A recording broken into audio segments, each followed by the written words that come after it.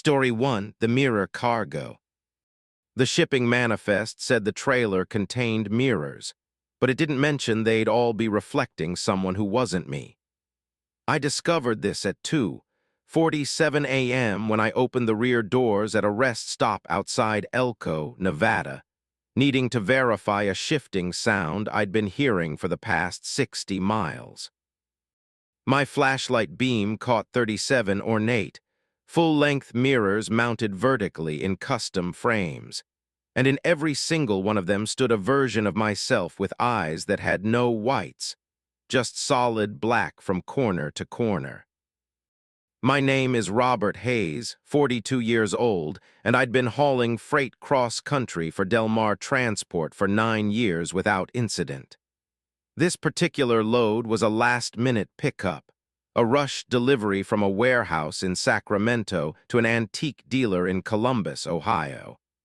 The paperwork seemed legitimate, the pay was exceptional, and I'd made the mistake of not asking questions. The warehouse had been unnervingly quiet, staffed by a single elderly man who'd watched me back up to the loading dock without saying a word beyond pointing to where I should position the trailer. He'd loaded it himself with a forklift, working with practiced efficiency despite his age, and when he'd handed me the sealed manifest, his fingers had been ice cold. Now standing in the fluorescent glow of the rest stop, watching my black-eyed reflections stare back at me, I felt my throat constrict. The reflections weren't mimicking my movements.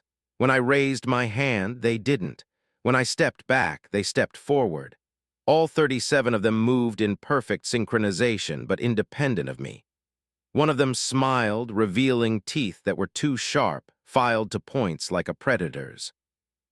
I slammed the doors shut, my hands shaking so badly I could barely secure the latch. Back in the cab, I sat gripping the steering wheel, my breath fogging in air that had suddenly become cold despite the heater running full blast. The logical part of my brain insisted I'd been hallucinating, that exhaustion and the late hour had created the illusion. But I could still see those black eyes, still feel the wrongness radiating from the trailer behind me. I pulled out my phone to call the dispatcher, but there was no signal. Not unusual for this stretch of I-80, except I'd had full bars just 20 minutes earlier.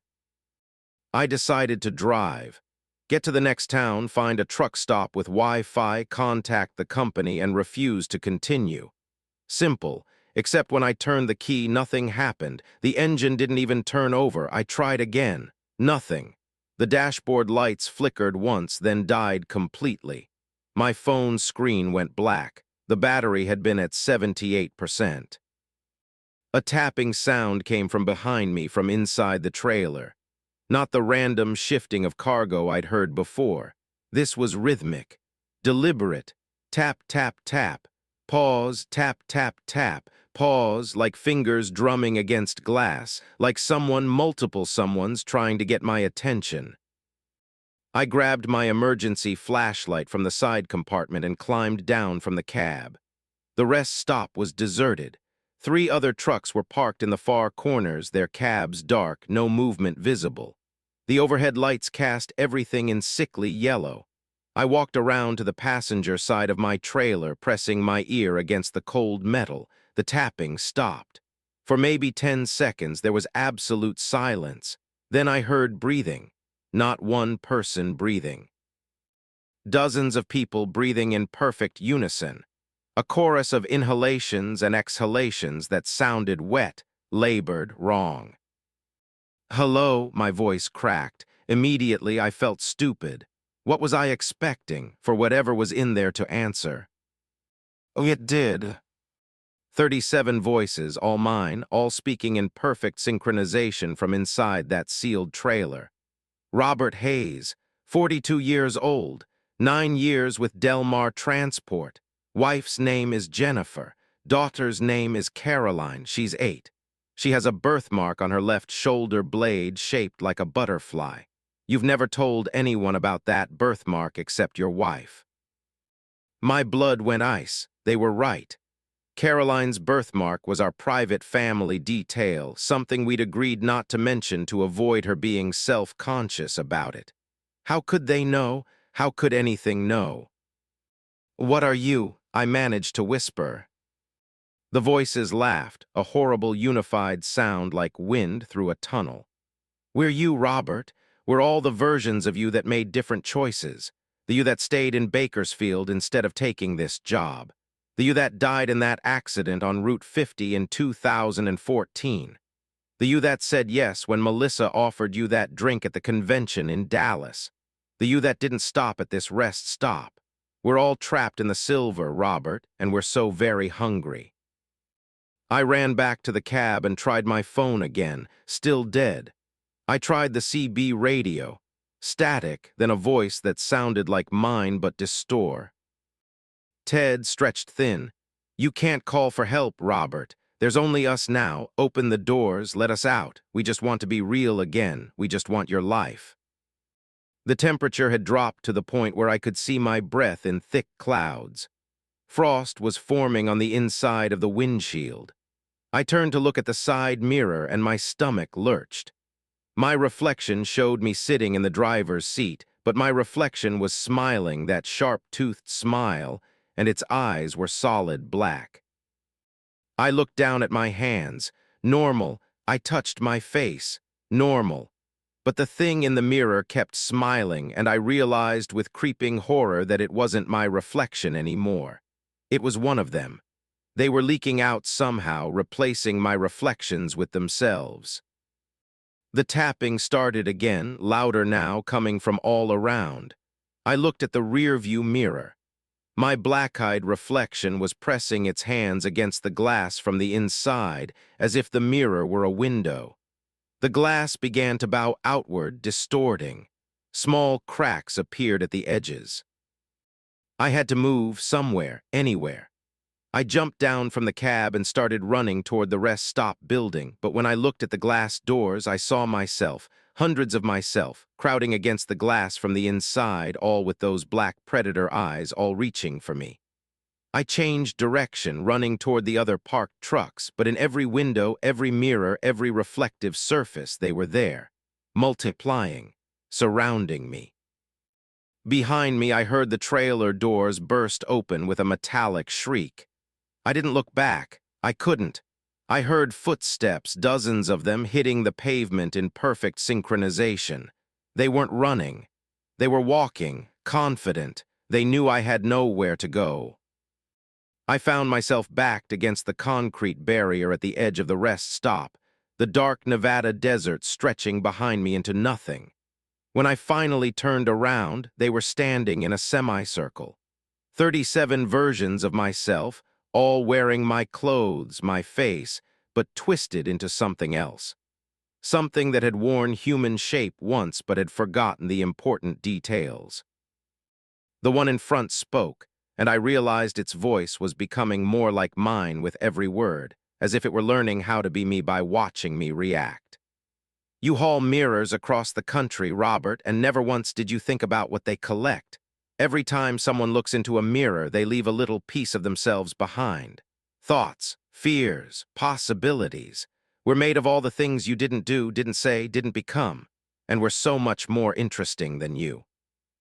"What do you want?" I asked, even though I already knew.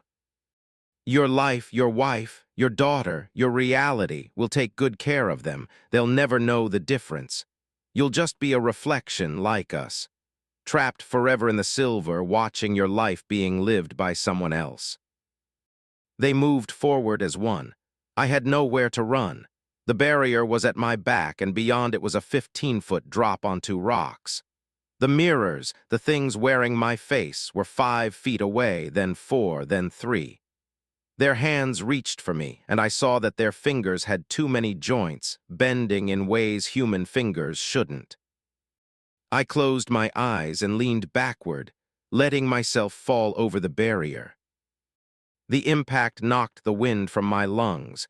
Pain exploded through my left leg and ribs, but I was alive. I was real. I could feel the cold desert ground beneath me, smell the sage and dust. Above me, silhouetted against the rest stop lights, 37 figures stood at the barrier looking down. They didn't follow. Maybe they couldn't. Maybe they needed the mirrors to exist.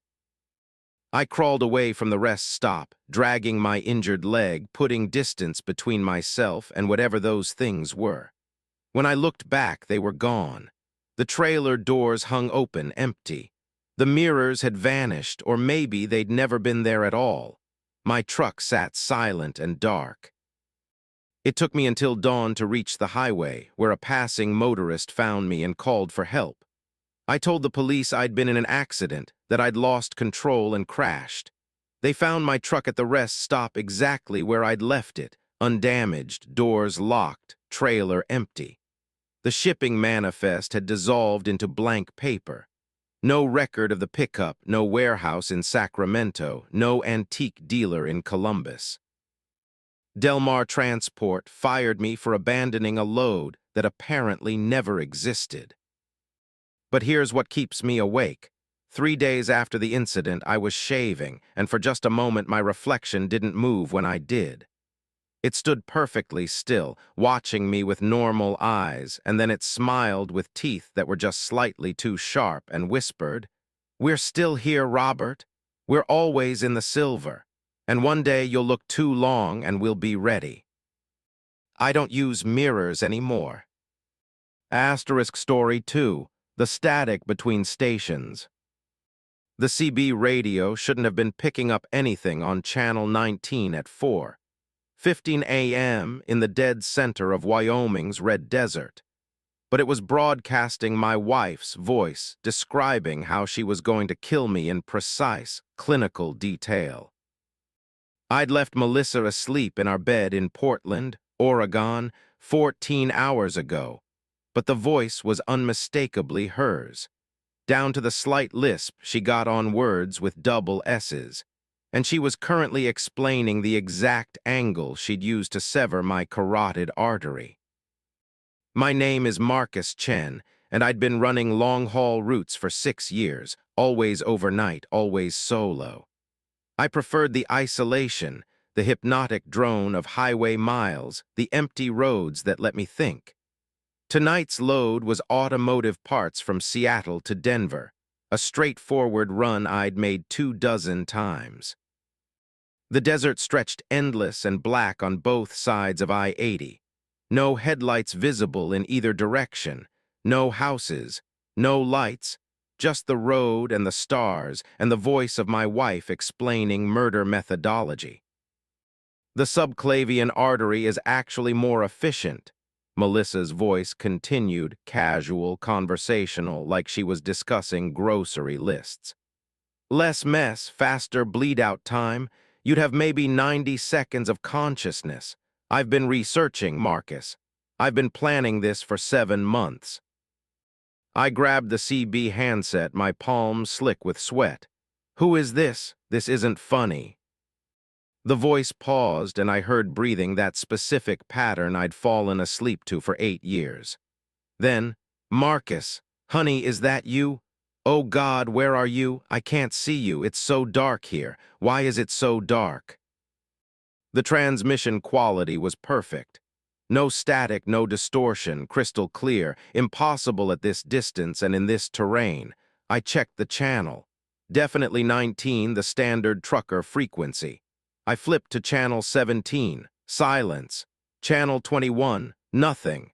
Back to 19, and Melissa's voice had changed, become younger, higher, terrified. "Daddy, Daddy, where are you? Mommy won't wake up and there's something in the hallway and I'm scared. I'm so scared. Please come home, Daddy, please." I didn't have children. Melissa and I had talked about it but decided to wait. We'd never had a daughter. But the voice was heartbreakingly real, sobbing, pleading, and some primal instinct in me responded to it with such intensity that I nearly pulled over right there to turn the truck around. Instead, I switched off the CB. My hands were shaking. The dashboard clock read 4:22 a.m.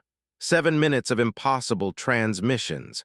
I focused on the road, the painted lines blurring past, the steady growl of the diesel engine. Normal things, real things. My phone rang. I nearly swerved into the median. The phone was in the cup holder, screen bright, displaying Melissa calling with her photo, the one I'd taken last summer at Cannon Beach. I answered, my mouth dry. Marcus, her voice was thick with sleep.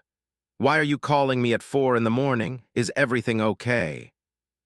I didn't call you, I said. You called me. No, honey, my phone shows you called me 30 seconds ago. It woke me up. Are you all right? You sound strange. I looked at my phone. The call log showed an outgoing call to Melissa at 4:22 a.m. 30 seconds ago. But I hadn't touched it. It had been sitting in the cup holder since I'd started driving. I'm fine, I lied. Sorry, must have been a butt dial. Go back to sleep. Are you sure? You really sound off. I'm sure. Love you. Love you too. Drive safe. She hung up. I set the phone down and realized my CB was back on, even though I definitely switched it off. The channel indicator showed 19 and a voice was speaking. Not Melissa this time. This voice was male, deep, with an accent I couldn't place. Marcus Chen, 38 years old, running I-80 westbound. Actually, Marcus, you're not moving westbound anymore. Look at your compass. I glanced at the magnetic compass mounted on my dashboard. It showed east, but I was heading west. I knew I was. The sun would rise ahead of me in a few hours, except when I looked at the mile markers, they were descending. Mile marker 187, then 186, then 185. I was somehow traveling backward while driving forward. We get turned around out here sometimes, the voice continued, friendly, conversational. The desert plays tricks, time gets loose, direction becomes negotiable. You're not in Wyoming anymore, Marcus. You haven't been for the last 23 miles. You're somewhere between stations, between frequencies, between possibilities. Who are you? I demanded. I'm everyone who's ever gotten lost out here and never found their way back. There are hundreds of us, Marcus. Maybe thousands. We broadcast on Channel 19 because that's where we last existed. We're the static between the voices. We're the empty spaces on the dial. I turned the CB off again, and this time I pulled the power cable completely. The unit went dark. 3 seconds later, it came back on by itself, glowing green, and the voice resumed as if I'd never interrupted. You can't turn us off, Marcus. You're already here. Look at your fuel gauge. Empty. It had been 3/4 full 5 minutes ago. I'd filled up in Rock Springs, should have enough to reach Laramie easy.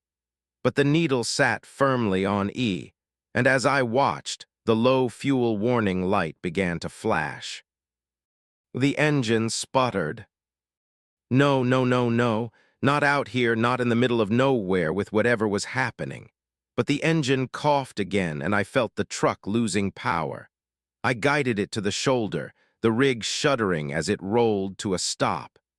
Silence settled over everything, heavy and oppressive. My phone showed no signal. The CB crackled with voices now, dozens of them, overlapping, all saying my name in different tones, different accents, different ages. Men, women, children, some crying, some laughing, some screaming. I covered my ears, but the voices continued, vibrating through the metal of the cab itself. Outside, headlights appeared in the distance, approaching from ahead. Relief flooded through me. Another truck helped sanity. The lights grew closer, and I climbed down from the cab, waving my arms. The truck slowed, pulled alongside. It was a Kenworth W900 identical to mine. Same color, same company logo, same license plate. The driver's window rolled down, and I found myself looking at my own face. But this version of me was wrong. The eyes were glazed, unfocused. The skin had a waxy, artificial quality. It smiled, and the smile kept going, stretching wider than any human mouth should stretch. "You're early," it said in my voice. "We weren't expecting you for another 3 years. There was supposed to be an accident outside of Cheyenne in 2026. Black ice, jackknife trailer. But you're here now, so the timeline has adjusted. Reality is flexible out here, Marcus. Haven't you noticed?" Another truck appeared, pulling up behind mine. Then another. Then another. Within minutes, I was surrounded by 17 trucks, all identical to mine, all with drivers who looked like me but weren't. They climbed down from their cabs in perfect synchronization, moving with eerie precision. "We're you," they said in chorus. "Every version that died on the road. Every accident, every heart attack, every moment of inattention that led to catastrophe. We're collected here in the static between stations, broadcasting on Channel 19, waiting for the real you to join us. And now you have." I backed away, but they formed a circle. Their movements were synchronized but wrong, like puppets operated by someone who'd only read about human movement in books. One of them tilted its head at an angle that would have broken its neck. Another's jaw hung slightly unhinged, revealing darkness beyond where a throat should be. "The thing about dying on the road," the closest one said, "is that you never really leave it. Your last thoughts are of the highway, so that's where you stay. Forever driving, forever broadcasting, forever lost between stations." I ran straight into the desert, away from the road, from the trucks, from the things wearing my face. The ground was loose sand and scrub, my boots sinking with each step. Behind me, I heard engines starting in sequence, a mechanical chorus. I didn't look back. The desert changed as I ran. The terrain shifted, becoming rocky, then flat, then rolling with dunes that definitely weren't supposed to be in Wyoming. The stars overhead rearranged themselves into unfamiliar constellations. I ran until my lungs burned and my legs felt like liquid, and when I finally collapsed, gasping, I found myself on pavement. I was lying in the middle of I-80, but the road was wrong. The painted lines glowed faintly in the dark, pulsing like they were alive, like they were breathing, and stretching in both directions as far as I could see were trucks. Thousands of them, millions, all parked, all dark, all identical. My phone rang. I pulled it from my pocket. Melissa calling. I answered. Her voice was mechanical now, robotic. "You've been out here for 17 years, Marcus. I buried you in 2009 after the accident. Caroline is 23 now. She doesn't remember you. Why won't you stop calling us? Why won't you let us go?" "That's not true," I said.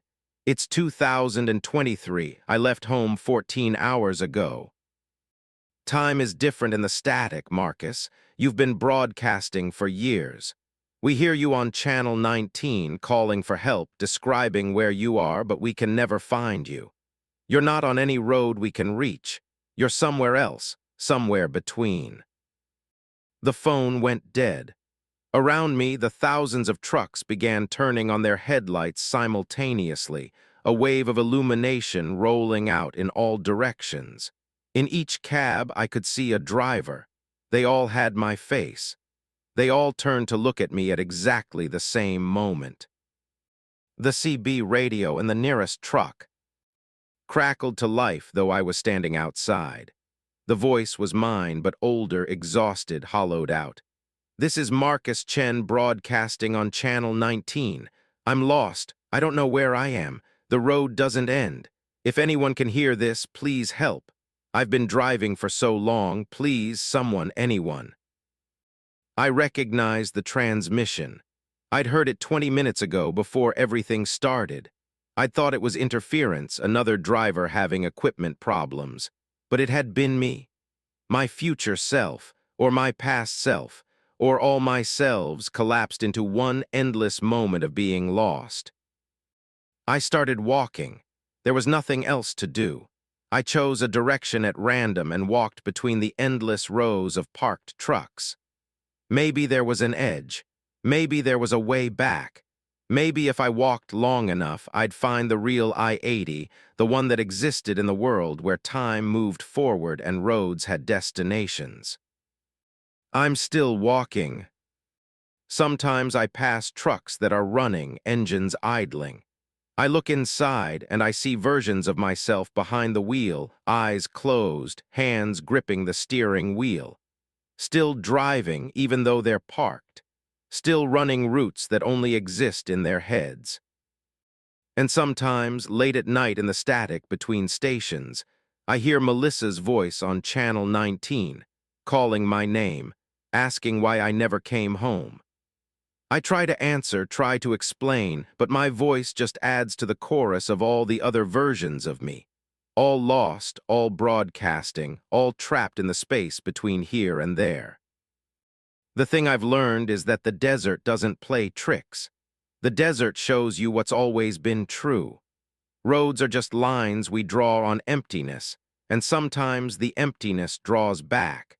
Sometimes it opens up and swallows you, and you drive forever in the static between stations, neither dead nor alive, just endlessly lost. I found my truck again yesterday, or maybe it was 17 years ago. Time doesn't work right here. It was parked exactly where I'd left it, fuel gauge still on empty, CB radio still glowing green. I climbed into the cab and it felt like coming home. I turned the key and the engine started immediately, purring smooth and strong. The road stretches ahead of me now, perfectly straight, perfectly empty.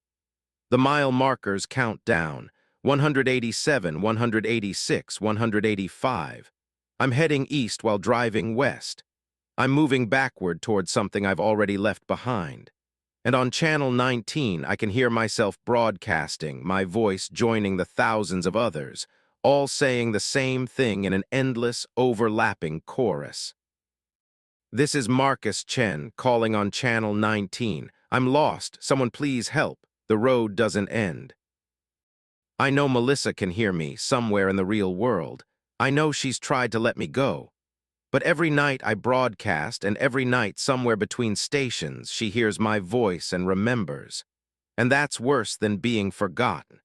That's the real horror, not being lost but making sure everyone knows you're lost and that there's nothing anyone can do about it. I'm driving now. I'll always be driving. And if you're ever out on I-80 in the middle of the Wyoming desert, late at night, and you hear a voice on Channel 19 calling for help, do me a favor. Don't answer, you can't help, and we don't want to be found. Asterisk Story 3, The Breath in the Reefer. The refrigerated trailer I picked up in Omaha had been set to 38 degrees Fahrenheit. But when I checked the reefer unit's display at my first stop, it showed negative 273.15 degrees Celsius. Absolute zero, the temperature where molecular motion stops, where physics breaks down, where nothing can exist. And something was breathing in there. My name is Patricia Sullivan, and I'd been hauling refrigerated freight for Midwest Cold Chain for 11 years. I knew reefer units inside and out, knew the sounds they made, the rhythms of their cooling cycles. This unit sounded wrong from the moment I'd hooked up the trailer. Instead of the steady hum of the compressor, I heard an irregular pulsing, almost organic, like lungs working. But trailer units don't breathe.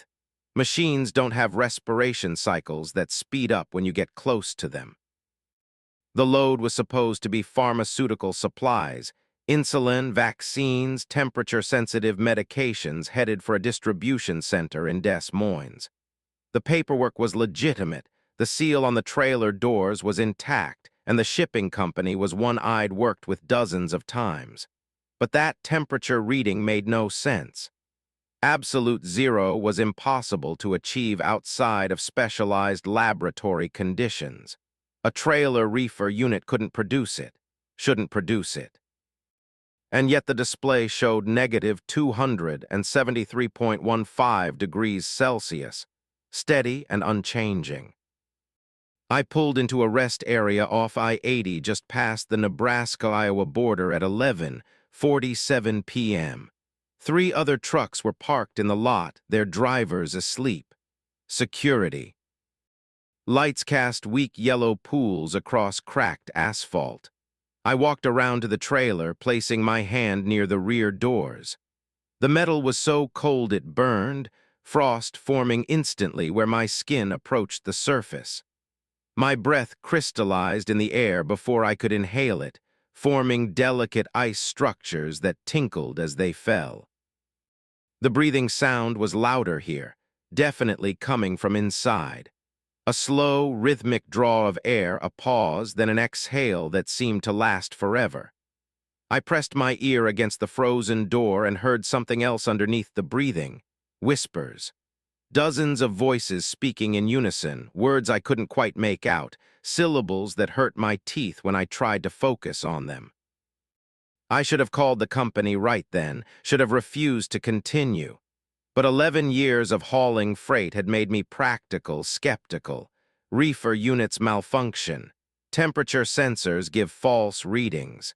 The breathing sound was probably the compressor running in an unusual cycle. The whispers were probably the coolant flowing through damaged pipes. Probably. I climbed back into my cab and checked my phone. Full signal. I pulled up the emergency dispatch number, my thumb hovering over the call button.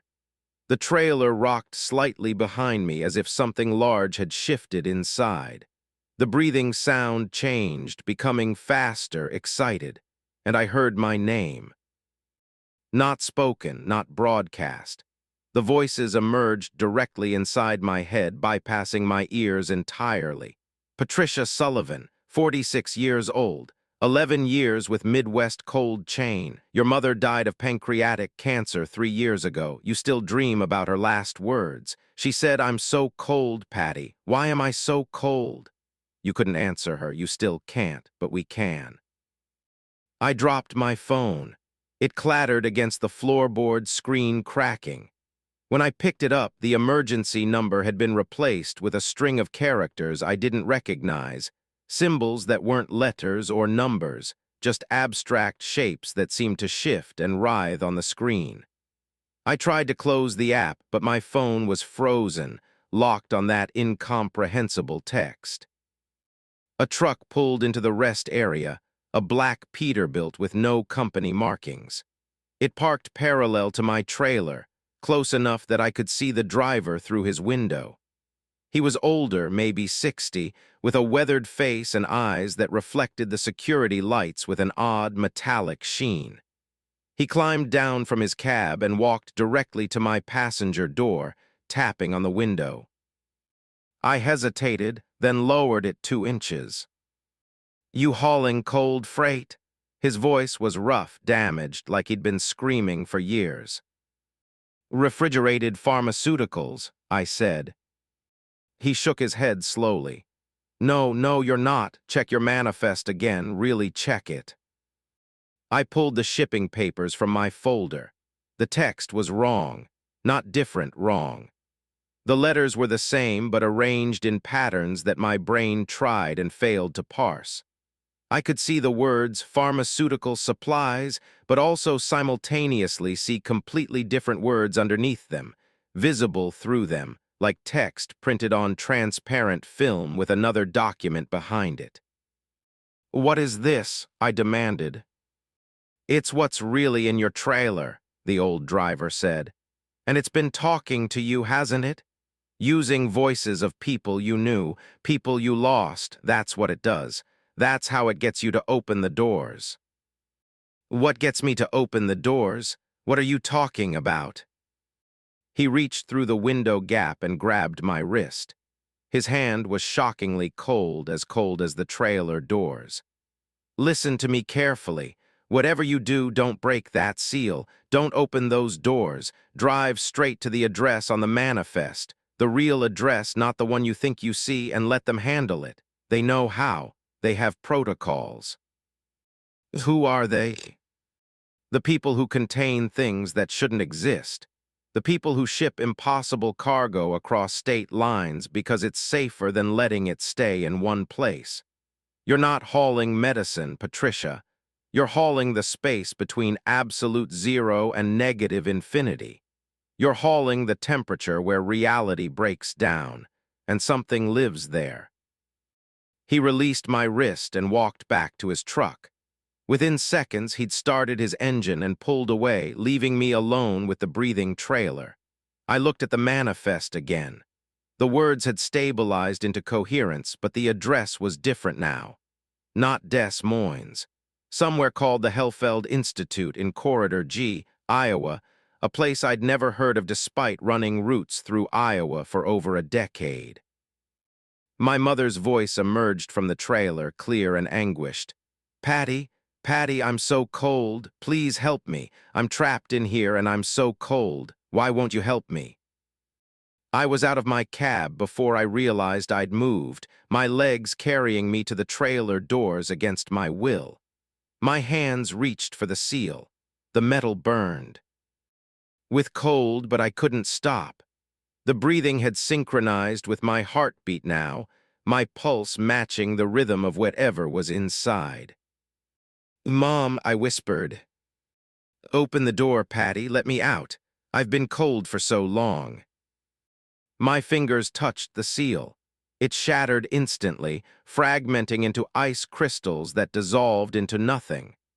The locking mechanism began to turn by itself, the lever moving with a grinding shriek. The doors shuddered, bulging outward as something pressed against them from within. A hand grabbed my shoulder and yanked me backward.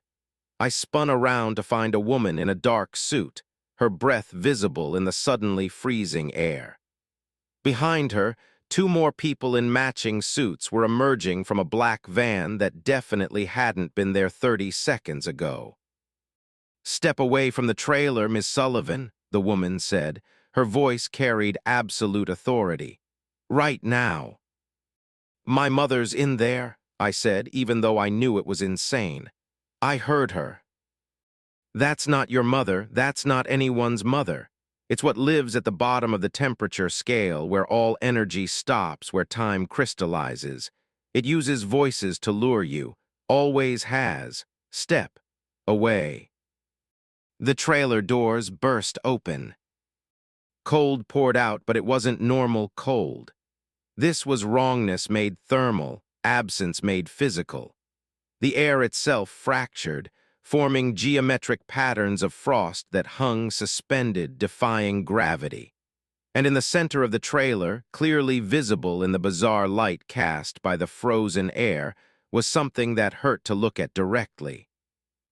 It had shape but no fixed form, constantly collapsing and reforming, occupying more space than the trailer's interior should contain. It was made of cold itself, of the space between molecules, of the silence between heartbeats.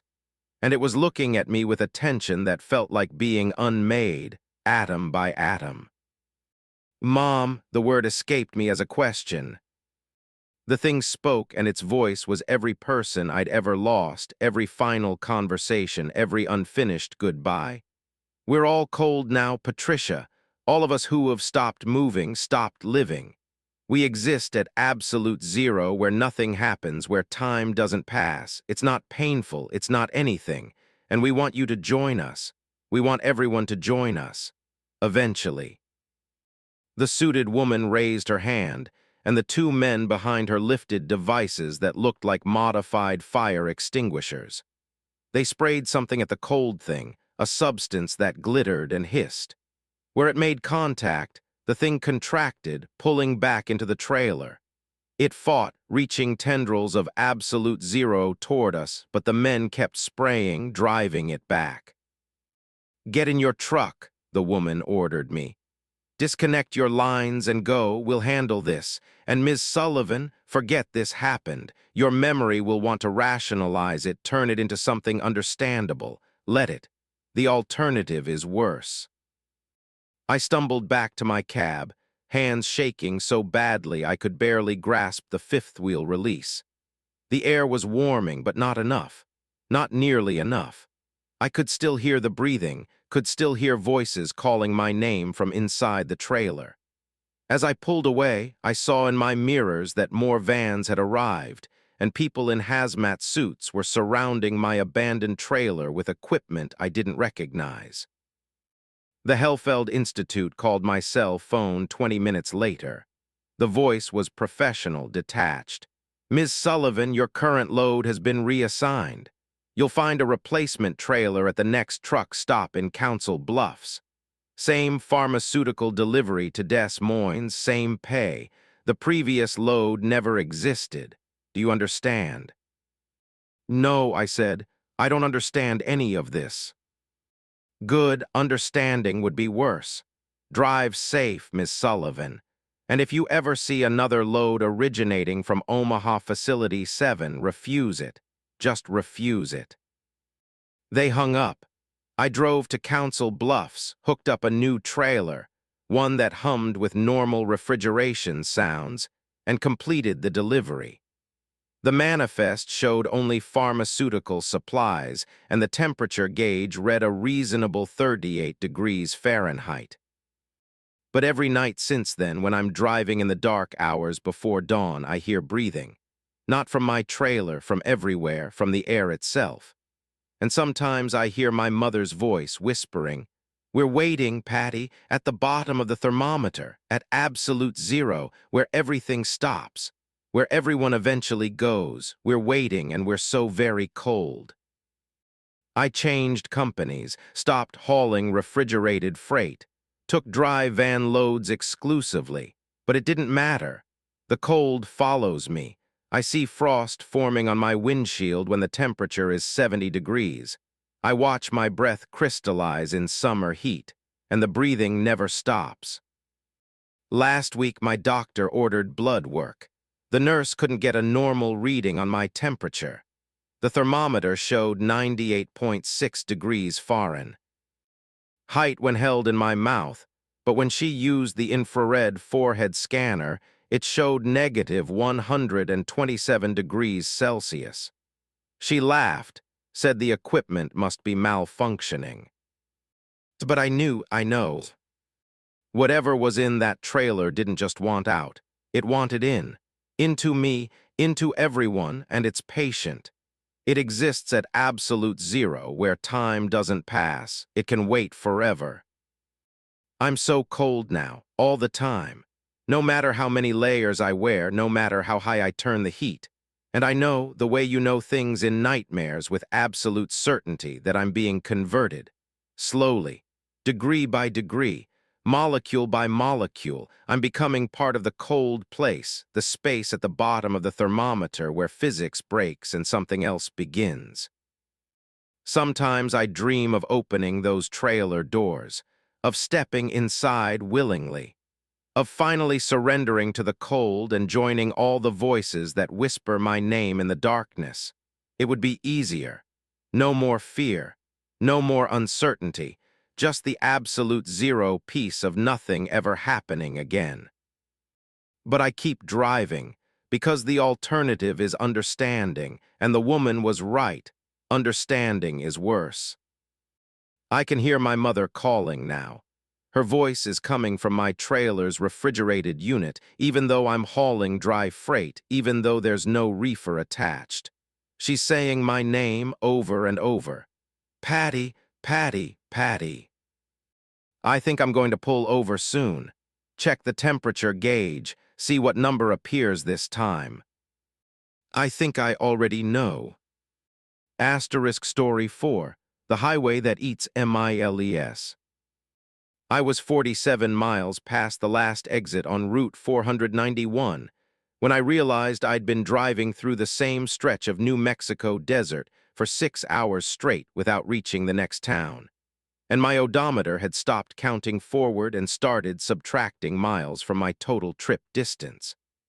I'd somehow driven negative 32 miles since sunset, and the road ahead looked identical to the road behind me, an infinite loop of asphalt that was digesting me mile by mile. My name is Thomas Garrett, 51 years old, running independent freight for whoever paid best. Tonight that meant hauling furniture from Albuquerque to Durango, Colorado, a route I'd driven dozens of times.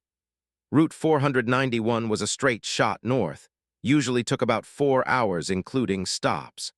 But I'd been driving for 6 hours and 17 minutes according to my phone, even though my dashboard clock showed only 9:15 p.m. when it should have been past midnight. The first sign something was wrong came at what should have been Shiprock, New Mexico. The town simply wasn't there. No lights, no buildings, no exit, just more highway stretching through empty desert. I figured I'd miscalculated, kept driving. But the next town never appeared either. Neither did the next. Just endless road, identical landscape, the same rock formations repeating over and over like a video game with limited terrain assets. Then I noticed the mile markers. They were counting down instead of up. Mile marker 73, then 72, then 71. But I was driving north. Mile markers should increase going north. I pulled over and got out, checking the marker physically to make sure I wasn't misreading it. Number 71, clear as day, standard green sign with white reflective numbers. I got back in and drove forward. The next marker read 70, then 69. The numbers were descending as I advanced, which meant according to the markers I was driving backward while moving forward, which was geometrically impossible. Unless the road itself was wrong. Unless distance worked differently here. My fuel gauge showed 3/4 full. It had shown 3/4 full when I'd started driving 6 hours ago. I should have burned through at least half a tank by now. But the needle sat steady, not moving, as if I weren't consuming fuel at all. As if I weren't actually going anywhere despite the highway blurring past at 65 miles per hour. I tried my phone, no signal, but that was normal for this stretch. I tried the radio, nothing but static on every station, both AM and FM. I tried my CB, dead air. Not even the ambient background noise you usually got on open channels. Just absolute silence, the kind of silence that felt like being inside a soundproofed room, except I was on an open highway. The highway curved ahead, a gentle bend to the left. I'd been on Route 491 enough times to know there was no curve for the next 90 miles. The road ran straight as an arrow through this section. But the curve was there, undeniable. I followed it, and the road curved left again, then right, then left. Within 15 minutes, I'd taken so many turns that I'd lost all sense of direction, even though I'd started on a highway that ran perfectly north-south. Mile marker 53 appeared in my headlights. I'd somehow jumped from 69 to 53, losing 16 miles in the span of maybe 5 actual miles driven.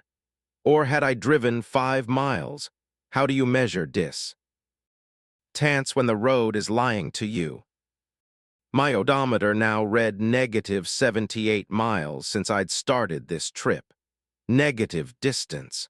I'd somehow undriven nearly 80 miles while continuously moving forward. The math made my head hurt, made my eyes water when I tried to think about it too directly. A truck appeared ahead, parked on the shoulder. First vehicle I'd seen in hours. I slowed, pulling up alongside it. The truck was old, maybe from the 1980s, a Freightliner with rust eating through the panels and a cracked windshield. No lights on in the cab. I climbed down and approached the driver's door, knocking. No response. I tried the handle. Unlocked. I pulled the door open and found the cab empty except for a logbook lying open on the driver's seat. The most recent entry was dated September 19, 1987, written in careful handwriting that grew increasingly erratic toward the end. Our 12-mile markers stopped making sense. Driving north but numbers going down. Fuel not dropping. Something wrong with distance here. Something wrong with the road. Hour 18, past same rock formation 11 times, exact same formation. Same crack pattern, same shadows, road is repeating, not going anywhere. Truck is moving but staying still. Hour 24, realized truth. Highway is eating the miles, converting distance into something else. Every mile I drive forward is a mile subtracted from reality. I'm negative 214 miles now. What happens at negative infinity? Hour 31, saw myself driving past going other direction. But I'm still here. Copied, echoed. Are there infinite versions of me now, all driving negative miles, all being eaten by the road?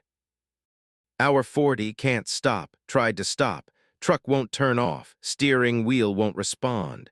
Road is driving me now, I'm not driving anymore, the highway decides. Hour 46, understanding now.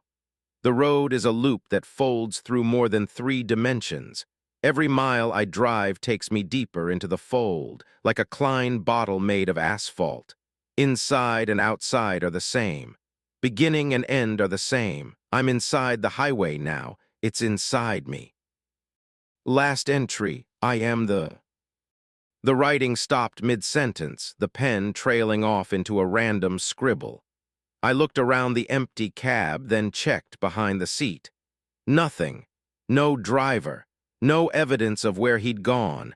Just this logbook documenting descent into spatial impossibility. I ran back to my truck and floored the accelerator, suddenly desperate to escape. But escape to where? The highway was infinite. The road stretched ahead forever, each mile marker counting down towards 0 and beyond. I passed marker 39, then 21, then 8, then 0. Then -1. The highway's appearance changed beyond 0. The asphalt took on a strange quality, simultaneously solid and permeable, as if I were driving on the surface of dark water. The painted lines glowed faintly with bioluminescence. The desert landscape became translucent, layered, showing multiple versions of the same terrain superimposed on each other like bad photocopies. Mile marker -17 appeared, the numbers now glowing that same eerie bioluminescent blue. My truck was handling differently, the steering loose, the whole vehicle feeling less substantial.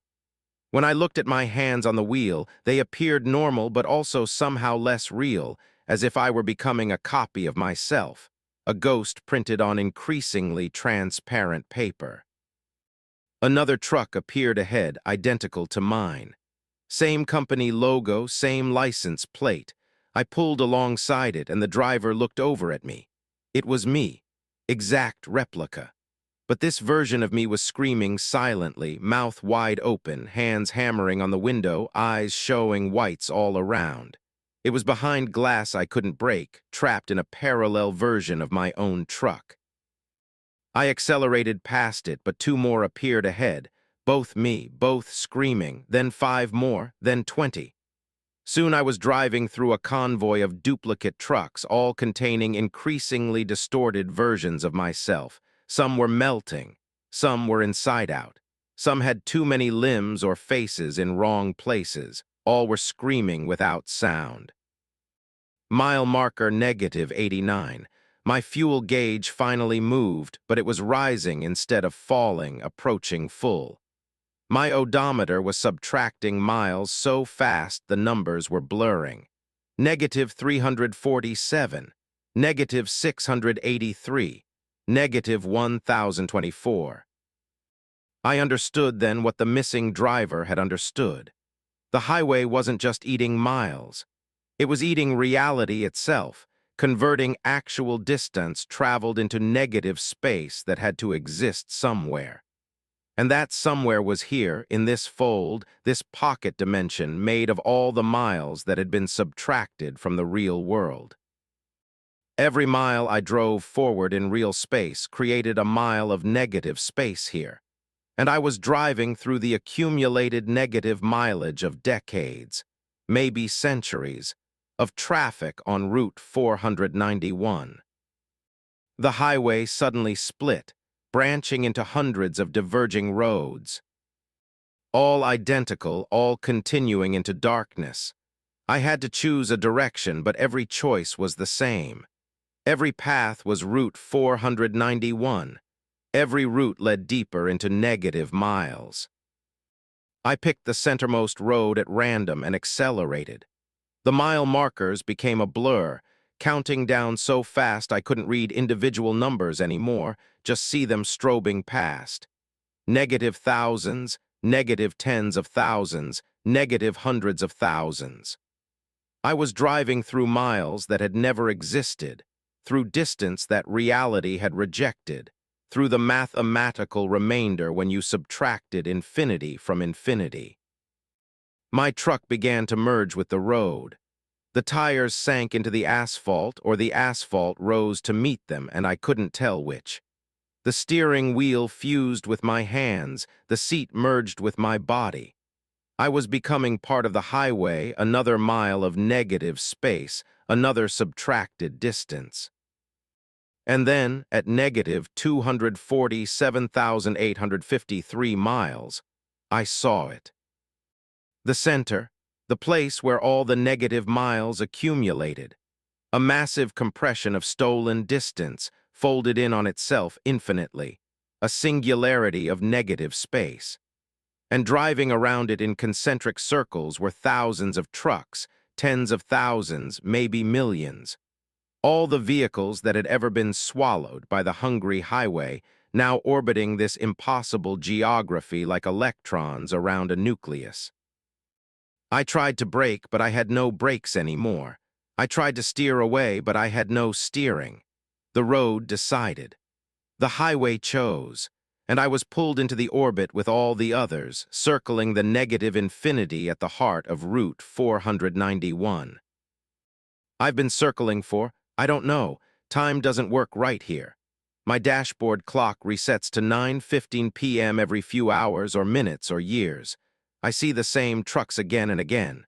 The rusted Freightliner from 1987, an old Kenworth from what looks like the 1950s, a convoy of military vehicles with World War II markings, all of us circling, driving through negative miles that accumulate faster than we can escape them. Sometimes I pass myself going the other direction, see infinite versions of my truck in the orbital lanes above and below me. Sometimes I see through the transparent road to layers beneath, see trucks driving upside down and sideways, see physics twisted into geometries that shouldn't exist. And the mile markers keep counting down. Negative millions now, negative billions, approaching numbers that don't have names that mathematics hasn't invented yet. We're driving toward negative infinity, which means we'll never arrive, which means we'll drive forever. I tried to write this in my logbook like the driver from 1987, but my pen won't work anymore.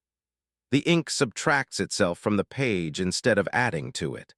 So I'm broadcasting it on CB Channel 19, even though I know no one can hear me, because the radio waves here travel negative distance, arriving before they're sent, existing in reverse chronological order. If you're reading this, if somehow this message escaped, stay off Route 491 in New Mexico, or if you must drive it, watch your mile markers. If they start counting down instead of up, turn around immediately. Get off the highway any way you can. Drive through the desert if you have to. Anything is better than becoming negative miles. Because once you reach zero, once you cross into negative numbers, the highway owns you. It's eating your distance, converting your forward motion into impossible space that has to exist somewhere. And that somewhere is here, in the fold, in the loop, in the infinite regression of subtracted miles. The mile markers are negative trillions now. My odometer is approaching negative infinity. My fuel gauge is beyond full, showing levels that physics says are impossible. I've been converted completely into negative space, a truck-shaped hole in reality driving through a highway-shaped hole in space. The worst part? I can see the exit. Mile marker negative infinity +1. Right there, always visible, never getting closer. The way out.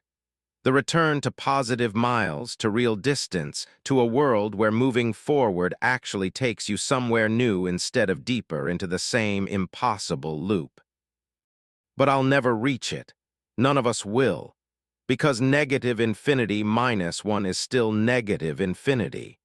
We could drive forever, subtracting miles eternally, and still be exactly the same distance from escape. The highway is eating us, mile by negative mile. And it's always hungry. Asterisk Story 5, The Cargo That Remembered. The shipping container I picked up at the port of Long Beach was sealed with 16 biohazard locks and came with a federal escort that disappeared 30 seconds after I left the dock, leaving me alone with 12 tons of cargo that whispered my dead brother's childhood secrets through the trailer walls in a voice that sounded exactly like David's asthma-rattled breathing. I'd been hauling cross-country freight for 20 years, and this was the first time I'd ever wanted to abandon a load before leaving the parking lot. My name is Daniel Foster, 49 years old, former Marine, current long hauler for whoever paid hazmat rates. The job order had come through official channels, Department of Transportation seal on every document, payment cleared before I'd even arrived at the port. Instructions were simple: transport container BLACKBOX 77 from Long Beach to a facility in Groom Lake, Nevada. No stops except fuel. No inspection of cargo. No deviation from prescribed route. Penalty for contract breach. Federal prosecution and permanent license revocation. The container was unmarked black steel, 40 feet long standard height but weighing twice what it should. I'd hauled shipping containers before, knew the weight distribution, knew the handling. This one pulled wrong, as if the cargo was moving inside, constantly shifting to destabilize the load. And it was hot, not sun-heated metal hot. Internally hot, radiating temperature through steel thick enough to require specialized tools to penetrate. I secured the container and pulled out of the port at 11:32 p.m. heading east on I-10. The federal escort, 2 black SUVs that had followed me from the guard station, pulled over at the first exit and just stopped. I watched them in my mirrors, expecting them to resume following. They didn't. They sat there with their lights off, letting me continue alone with cargo that the government apparently needed transported but wouldn't guard. That should have been my first warning. The whispers started at mile marker 47. I heard them through the sleeper berth wall, faint but distinct, a child's voice saying, "Danny, Danny, wake up. Mom said we can stay up late and watch cartoons if we're quiet." Word for word what my brother David had said to me 37 years ago when I was 8 and he was 6, before the leukemia, before the hospital, before I'd watched him stop breathing in a bed surrounded by machines that couldn't save him. I told myself it was audio bleed from a radio station, some coincidental phrasing that my exhausted brain had misinterpreted. But then the voice said, "Remember our secret hiding spot under the porch? I buried my favorite Hot Wheels car there, the blue one with flames. You never found it after I died. It's still there, Danny, still waiting." That specific detail, the blue Hot Wheels car, was something only David and I had known. He'd been so proud of that hiding spot, had shown me the loose board and the hollow space beneath. After his funeral, I'd looked for the car, wanting something physical to remember him by, but I'd never found it. Mom and Dad had sold the house 6 months later. The car, if it had existed, was gone. But David couldn't be speaking through this cargo container. David had been dead for 37 years. David was cremated, his ashes scattered at Huntington Beach. There was no physical David left to speak. I pulled over at a rest area near Desert Center, killed the engine, and walked around to the container. The biohazard locks were intact. The seals were unbroken. But the steel was hot enough that I jerked my hand back when I touched it, the heat searing through my palm, and I could hear something inside, not whispers now, breathing. Dozens of people breathing in unnatural synchronization, all inhaling at once, all exhaling at once, a chorus of respiratory rhythm that sounded like a congregation of the damned. "Danny," David's voice clearer now. "I'm in here, they put me in here, they put all of us in here." "Who's us?" I asked before I could stop myself. I was talking to cargo, I was losing my mind. Everyone who died leaving something unfinished. Everyone who left secrets behind. Everyone who had truths they never told. We're collected, Danny, we're harvested. Our memories, our last thoughts, our final secrets, they're preserved. They're stored, they're transported, and we remember everything. I backed away from the container, my heart hammering against my ribs. This wasn't real, couldn't be real. Cargo didn't talk. Dead brothers didn't whisper through sealed steel. I was hallucinating, probably carbon monoxide poisoning from an exhaust leak. That would explain everything. Except I could see other truckers in the rest area looking at my rig with expressions of unease. One driver, an older woman, approached me, stopping about 10 feet away. "Your load," she said. "It's doing the thing." "What thing?" "The talking thing, the remembering thing. You're hauling a black box, aren't you? Federal cargo." "How do you know that?" She pointed to her own truck parked 3 spaces over. "Hauled one once, 7 years ago. Different route, same result. They collect memories of the dead, did you know that? Everyone who dies leaves an imprint like radiation, but psychological. Most of it dissipates. But the strong ones, the traumatic deaths, the unfinished business, those leave perm. Anent marks, and someone's been collecting those marks, storing them, transporting them between facilities where they study how death creates persistent information patterns in reality." "That's insane," I said. "You're hearing voices right now, aren't you? Someone you knew who died, someone with secrets." I didn't answer, didn't need to. My face gave it away. "They'll get stronger the farther you drive. The memories are concentrated in that container, thousands of them, maybe millions. Dead people's last thoughts, their final secrets, their dying words, all compressed into whatever medium they use to store information patterns. And it's unstable. It wants out. It wants to be remembered. That's what the dead want more than anything else, isn't it? To be remembered, to matter, to not fade into nothing." "What happened to your delivery?" I asked. Her face went pale. "I finished it, delivered the container to the facility. But I heard things during that drive, Danny. Things about people I'd known, true things, secret things. My mother's voice telling me she'd been pregnant when she married my father, that I had an older sibling given up for adoption. My ex-husband admitting he'd never loved me, had only married me for citizenship. My stillborn daughter," her voice cracked, "telling me she'd been conscious during labor, aware and terrified as she died without ever drawing breath." "How did she know my name?" I realized. "I never told you my name." The woman smiled sadly. "I don't know your name. I've been calling you sir this entire conversation. But you heard me say Danny, didn't you? The cargo's in your head now. It's pulling memories from you while feeding you memories from itself. It's establishing a connection. By the time you reach the facility, you won't be sure which memories are yours and which ones it's given you." She walked away before I could respond, climbed into her truck, and drove off without looking back. I stood in the rest area, the desert night cold against my skin, and listened to my brother's voice calling my name from inside a sealed container that supposedly held stored memory patterns of the dead. I should have refused the contract right then, called the emergency number, told them to send another driver.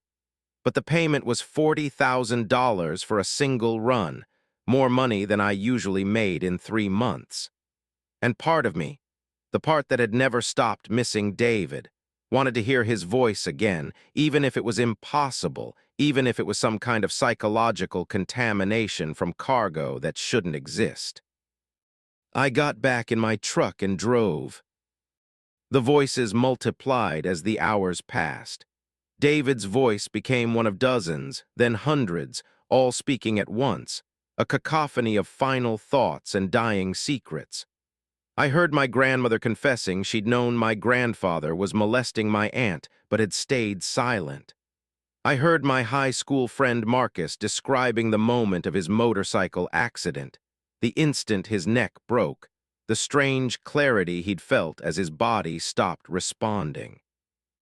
I heard voices I didn't recognize telling me their names, their deaths, their secrets, strangers whose memory patterns were somehow bleeding into my consciousness through proximity to that cursed container. And underneath all of them, I heard something else. A voice that wasn't human, that spoke in words I didn't understand but somehow comprehended anyway. It was explaining what the container really held, what the government had really been doing.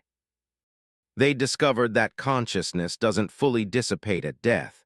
It leaves an imprint, a pattern in space-time, information that persists because information can never be truly destroyed. Most death imprints fade quickly, dissipating into universal entropy. But traumatic deaths, deaths with strong emotional content, deaths where the person died with unresolved thoughts, those imprints lasted longer. And someone had figured out how to collect them, harvest them, store them. The containers didn't hold physical objects. They held concentrated patches of space that had been warped by death imprints. Think of them as holes in reality where information had accumulated so densely that it became almost physical. And those holes remembered. They remembered everything the dead had known, every secret, every lie, every truth left untold. The government was building a database of the dead, a library of final thoughts, an archive of last moments. For what purpose, I couldn't understand. But the voice, the non-human intelligence speaking beneath all the death imprints, suggested it wasn't benevolent, suggested that knowing every secret, every dying thought, every unspoken truth gave someone tremendous power, suggested that the dead could be used, weaponized, their memories deployed as psychological weapons or informational leverage. I crossed into Nevada, the highway stretching empty ahead. My truck's electronics were malfunctioning, the dashboard fly. Curring, the radio cycling through channels without input. Every station played voices, not music, just voices, people describing their deaths in clinical detail. The CB radio was worse. Channel 19 broadcast a continuous stream of last words from thousands of people, their final seconds compressed into an overlapping chorus of despair. David's voice rose above the others. I was scared, Danny. When I died, I was so scared. I didn't understand why the machines couldn't fix me, why Mom was crying, why Dad wouldn't look at me. I wanted to tell you goodbye, but you weren't there. You were at school. I died without seeing you one last time. That's my secret, Danny. I died looking for your face in the hospital room, and you weren't there. That one hurt worse than all the others combined. I'd been at school when David died because Mom and Dad thought he had more time, thought the crisis had passed. They'd sent me to school to maintain normalcy. I'd been in math class solving for X when my brother had been dying, searching for me with his eyes. I'm sorry, I said to the container, to the voices, to my dead brother's memory pattern. I'm so sorry I wasn't there. You can make it right, David's voice said. Open the container. Release us. We're trapped in here, Danny, all of us, thousands of us. We want out. We want to be free. We want to be remembered by the living instead of archived by the dead. I knew it was a trap, knew whatever was in that container shouldn't be released. But the voices were overwhelming, the pressure in my head building until I could barely see straight. I pulled over on an empty stretch of highway, climbed into the trailer with a bolt cutter, and approached the first biohazard lock. My phone rang. Unknown number, I answered. Mr. Foster, a woman's voice, calm and professional. Step away from the container immediately. Who is this? The people who are monitoring your cargo. We know you're considering breaching the seal. Don't. The death imprints inside are concentrated to dangerous levels. If you release them before they're properly contained at the facility, they'll disperse across a wide area. Everyone within approximately 50 miles will be exposed to thousands of dying thoughts simultaneously. It would be psychologically catastrophic. Mass psychosis. Mass suicide. The imprints would seek new hosts, new minds to inhabit. My brother is in there, I said. Your brother's death imprint is one of 43,000 currently stored in that container. Yes, but it's not your brother, Mr. Foster. It's information shaped like your brother. A pattern that remembers being David Foster but isn't actually him. Your brother is dead. This is just his echo. Don't confuse the two. It knows things only he would know. Because it's made of his last thoughts, his final neural patterns before brain death. It contains everything he knew. But it's not conscious, Mr. Foster. It's not suffering. It's just data. Very persuasive data, I'll grant you, but data nonetheless. I looked at the container, my hand still on the bolt cutter.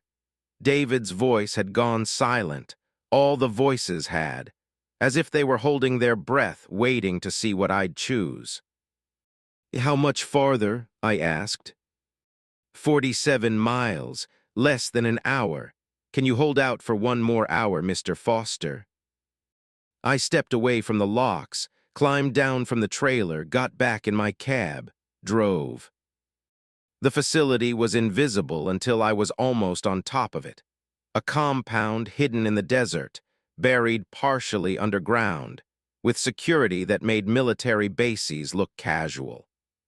They took the container without explanation, paid the $40,000 directly to my account, and had me sign a non-disclosure agreement backed by federal law.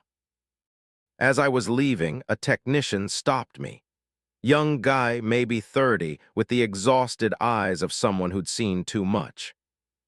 You heard them, didn't you? The imprints. Yes. Did they try to convince you to release them? Yes. They always do. They're not malicious, exactly. They're just incomplete. Death imprints want to be whole again, want to be alive. They'll say anything to achieve that, promise anything. But we can't let them out. Do you know what happens when a concentrated death imprint is released into a living population? I shook my head. Possession, not supernatural, neurological. The imprints are information patterns seeking substrate to exist in. Living brains provide that substrate. The imprints overwrite parts of the host's personality, replacing living memories with dying ones. We've seen it in lab accidents. People who suddenly remember dying in ways they never experienced. People who develop the personalities of the dead, speak in their voices, recall their secrets. It's information virus, Mr. Foster. And we're trying to contain it before it spreads. He handed me a card with a phone number.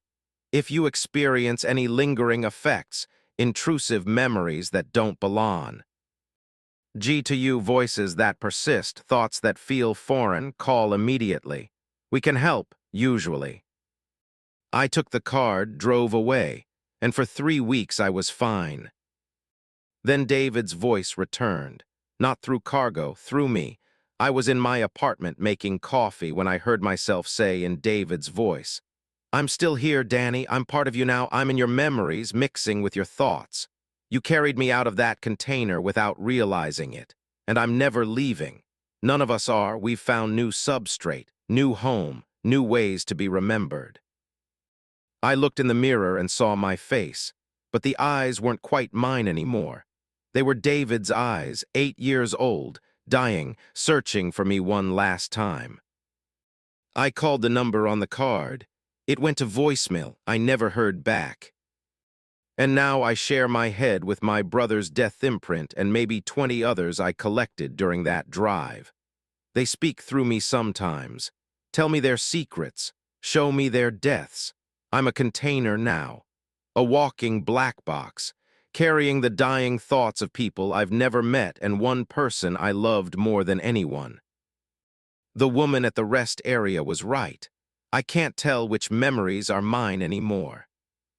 And David's voice whispers every night, I'm so cold, Danny.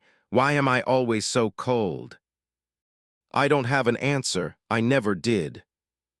Story 6. The Facility That Appears.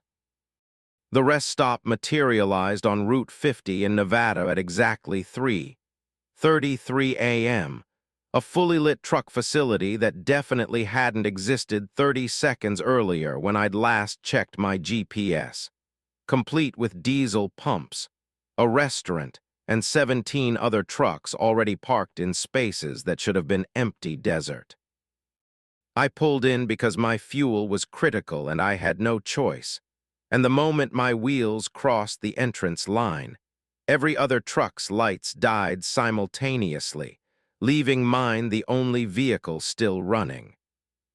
My name is Sarah Mitchell, 34 years old, hauling fuel tankers for Whitfield Energy for the past 7 years. Route 50, the so-called loneliest road in America, was familiar territory. I knew every exit, every rest area, every truck stop between Ely and Fallon, and this facility had never existed. The location where it now stood had been empty scrubland the last 1,000 times I'd driven past it. But here it was, impossible and pristine, the fluorescent lights of the canopy creating a bubble of civilization in absolute darkness. The building was retro, styled like a 1950s diner, but too clean, too perfect, like a movie set rather than a real structure that had weathered decades of desert weather. And those 17 trucks were all older models. I spotted a 1968 Peterbilt, a 74 Kenworth, others from the 80s and 90s, all immaculately maintained but clearly vintage. I pulled up to Pump 7, the diesel nozzle gleaming under the lights. The facility's fuel prices were displayed on an LED board, 27 cents per gallon. That hadn't been the rate since before I was born. Either this was some elaborate prank or something was very, very wrong. I climbed down from my cab and the silence hit me like a physical force. No engine sounds from the other trucks. No wind, even though this stretch of Nevada always had wind. No insects. No ambient noise at all, just my footsteps on concrete and the hammering of my pulse in my ears. The other trucks were empty. I checked each one, peering through windows into dark cabs that showed no drivers, no personal effects, no signs of human occupation. Just empty seats and steering wheels and dashboards that looked decades old. The Peterbilt's inspection sticker showed a date of July 1968. The Kenworth had a CB radio model that hadn't been manufactured since 1974. These weren't restored vintage trucks. These were original vehicles, pristine and preserved, parked at a facility that shouldn't exist. The diner door opened, and a woman emerged.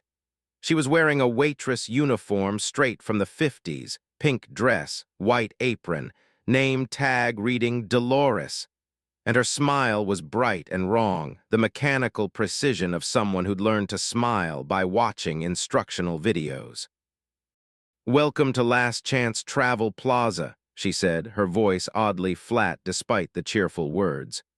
"You must be very tired. Why don't you come inside for some coffee? It's fresh. We just brewed it in." She paused, as if calculating. 1955, but it's still hot. "What is this place?" I asked.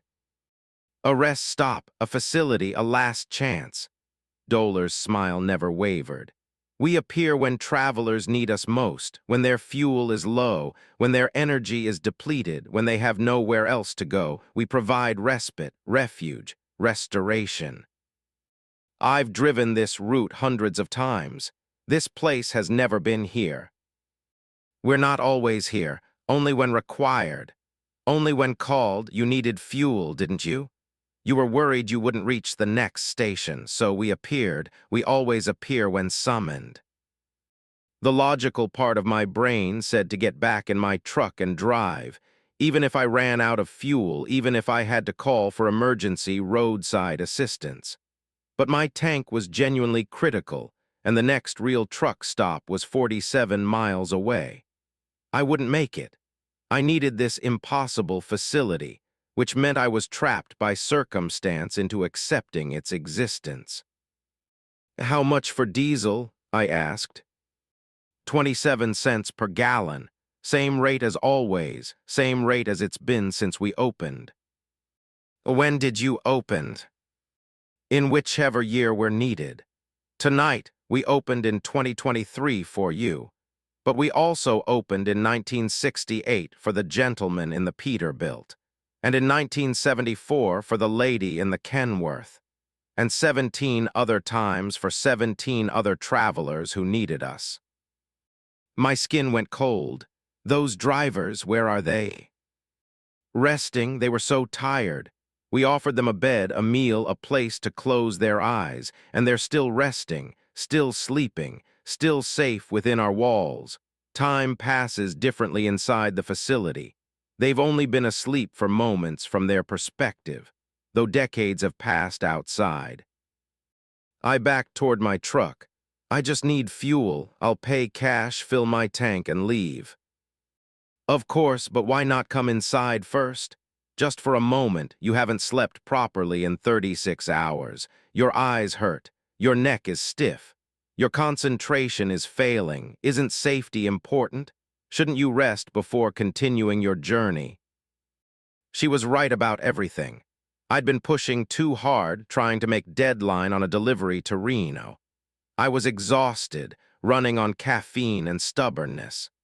The safe thing would be to sleep, but every instinct screamed that sleeping here would mean never waking up, or waking up decades later to a world that had moved on without me. "I'll just take the fuel," I said firmly. Dolar's smile finally faltered, her expression going blank.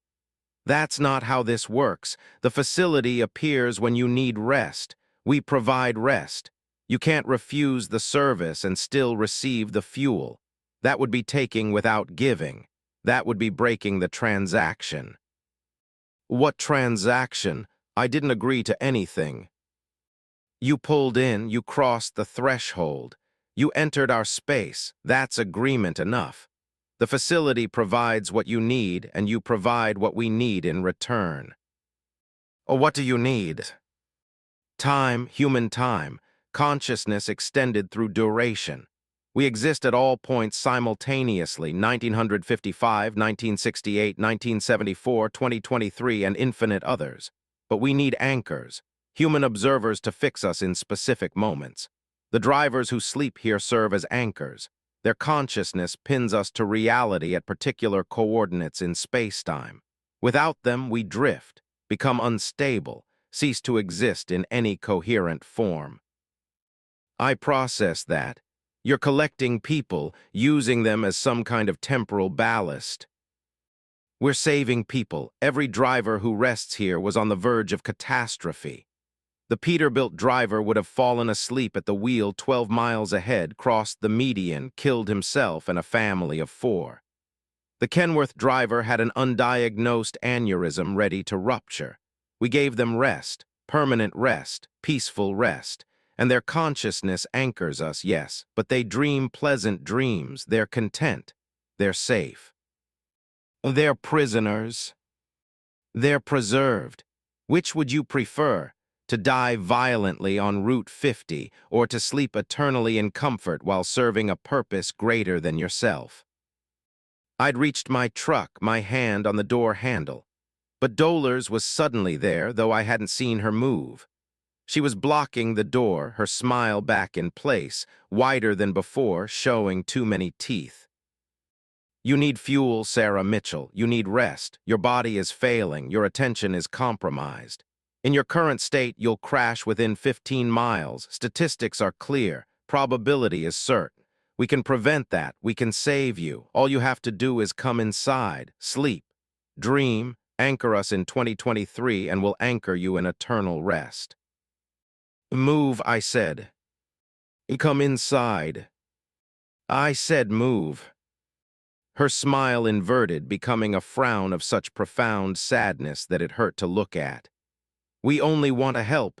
We appear for those who need us. We provide what you can't find elsewhere. Why do you resist salvation? I shoved past her. She felt solid but strangely light, like foam instead of flesh, and climbed into my cab. My fuel gauge read completely empty, the warning light a steady red. I turned the key anyway, praying for enough residual diesel to get me back to the road. The engine started, but when I looked up, the facility had changed. The other trucks were gone. The building was darker, more decayed, the retro aesthetic revealed as genuine age rather than stylistic choice. The fluorescent lights flickered and sparked, and Dolores stood in front of my truck, her waitress uniform faded and torn, her face no longer human but something that had only pretended to be human. "You can't leave," she said, her voice now a chorus of multiple speakers, all slightly out of sync. "The facility decides when guests depart. You're anchored here now. You crossed the threshold. You entered our time." I put the truck in gear and floored the accelerator. Dolores didn't move, and I braced for impact, but the truck passed through her like she was fog. In my mirrors, I saw the facility receding, but it was changing as it shrank. The building aging rapidly, paint peeling, structure collapsing, until what remained was just a concrete foundation and rusted fuel pumps, overgrown with weeds, clearly abandoned for decades. My fuel gauge still read empty, but the truck kept running. I drove 10 miles before my rational mind accepted what had happened. The gauge finally moved, jumping from E to half full without passing through any intermediate levels, as if the fuel had always been there, as if I'd never been running low, as if the desperate need that had made me pull into that impossible facility had never existed. I checked my phone's GPS history. No record of the facility. No rest stop at that location. Just empty desert where I'd apparently pulled over for, according to the timestamp, less than 30 seconds before continuing my route. But in my passenger seat sat a coffee cup. White ceramic with a crack along the rim, filled with coffee that was still steaming hot. And on the side, in faded letters, the name DOLORES, written in neat script. I threw it out the window. 3 weeks later, I read a news article about Route 50 in Nevada. Archaeologists had excavated an old rest stop foundation dated to 1955, abandoned in the early 60s for unknown reasons. They'd found the remains of 17 truck drivers buried beneath the foundation, all in sleeping positions, all perfectly preserved despite being interred for decades. Dental records and vehicle registrations identified them as drivers who'd been reported missing over a span of 55 years, the first in 1968, the most recent in 2019. All had disappeared on Route 50 between mile markers 71 and 73. All had been running critically low on fuel when they vanished. All had last been seen pulling off the highway at a location where no rest stop existed. The article included photos. I recognized the Peterbilt driver, the Kenworth driver. All 17 faces I'd seen through empty truck windows at an impossible facility that appeared when summoned and collected the desperate as payment for services rendered. And I knew that somewhere in quantum probability, in the spaces between moments, The last chance travel plaza still existed, still waiting, still offering fuel and rest and eternal sleep to travelers who needed it badly enough to ignore every warning instinct. I drive Route 50 regularly. I have to, it's part of my contracted routes. But now I always fill up in Ely even if I don't need it. I make sure my tank is never below half. I drink enough coffee to keep awake for days if necessary. Because I know the facility is still out there, still appearing at 3:33 a.m. for drivers in desperate circumstances. And I know if I'm ever foolish enough to let my fuel get critically low again, if I'm ever tired enough and desperate enough, I'll see those fluorescent lights materialize in my headlights. And Dolores will be waiting, her smile bright and wrong, offering coffee that's been fresh since 1955. And if I'm weak, if I'm broken enough by exhaustion and fear, I might accept, might pull in, might cross that threshold and become the 18th anchor, fixing the facility to 2023 while my body is buried beneath concrete, and my consciousness serves a purpose I'll never fully understand. The facility appears when travelers need it most. But need is a trap. And the Last Chance Travel Plaza offers a rest you never wake from. Asterisk Story 7, The Transmission from Ahead. My GPS alerted me to road construction 30 miles before I reached it, which would have been normal except the construction was blocking the highway I was currently driving on, the same highway my truck occupied at that exact moment. Meaning, according to the GPS, I was simultaneously ahead of and behind my own position, and when I reached the construction zone, I found my truck already parked there with me still inside it, watching myself arrive from the opposite direction. My name is Kevin Torres, 41 years old, independent hauler specializing in electronics transport. Tonight's load was servers and networking equipment from Phoenix to Salt Lake City. Standard I-15 route, I'd run 50 times minimum. The GPS notification came through at 2:17 a.m., displaying a road closure at mile marker 112 with an estimated delay of 3 hours. I was currently at mile marker 82, meaning I had 30 miles to decide whether to take an alternate route. Except when I checked my truck's location on the GPS, it showed me at mile marker 112. Both markers simultaneously, my actual position at 82 and a phantom position at 112, the exact location of the construction. And the estimated arrival time was listed as now, even though I was still 30 miles away. I rubbed my eyes, assuming fatigue was creating visual artifacts. But the GPS remained consistent, 2 position markers for one truck, occupying different points on the same highway at the same time. Quantum sewer position for a 40-ton semi-truck. My CB radio crackled with my own voice. This is Kevin Torres broadcasting on Channel 19, approaching mile marker 112, requesting information on the road construction. Can anyone provide details on the delay? That was my voice, my exact speech patterns, but I hadn't transmitted anything. I grabbed the handset, about to respond to myself when another transmission came through, still in my voice. Negative, Kevin. No construction visible. Road is clear. I'm parked at marker 112 right now, and there's nothing here. I'm not at marker 112, I said into the handset. I'm at marker 85. Who is this? A pause, then my voice, confused and frightened. I'm Kevin Torres. I'm at marker 112.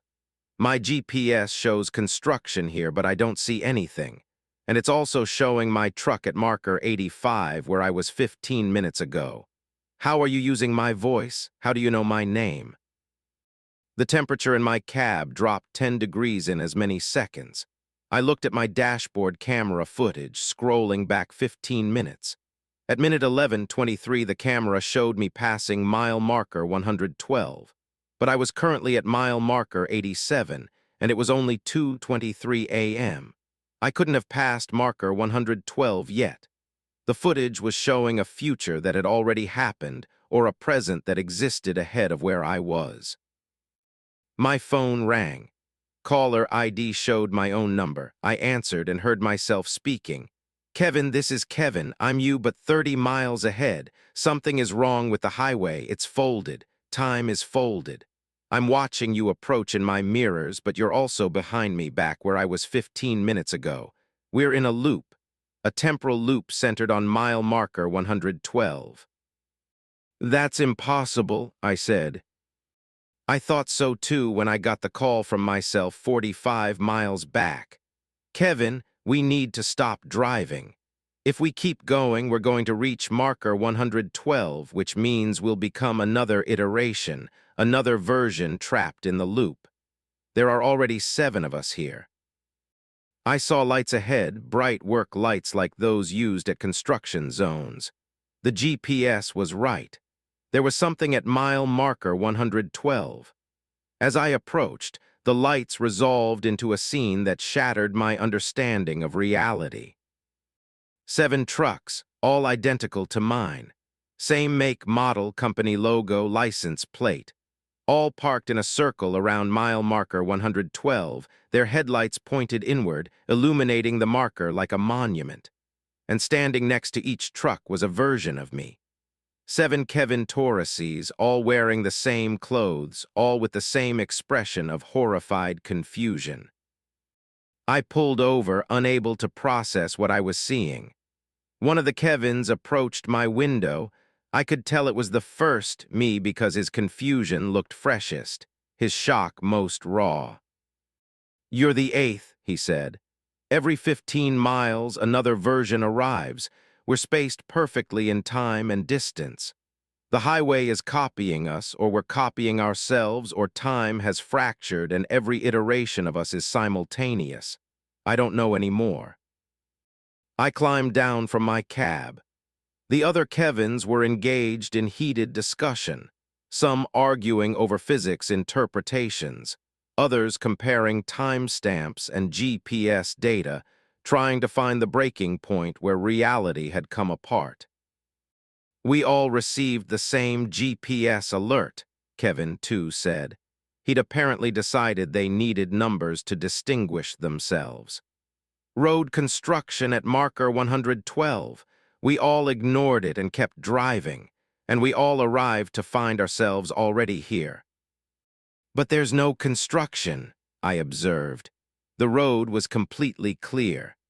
No barriers, no equipment, no workers, just mile marker 112 and 7, now 8, identical trucks with identical drivers circling it like some bizarre cargo cult.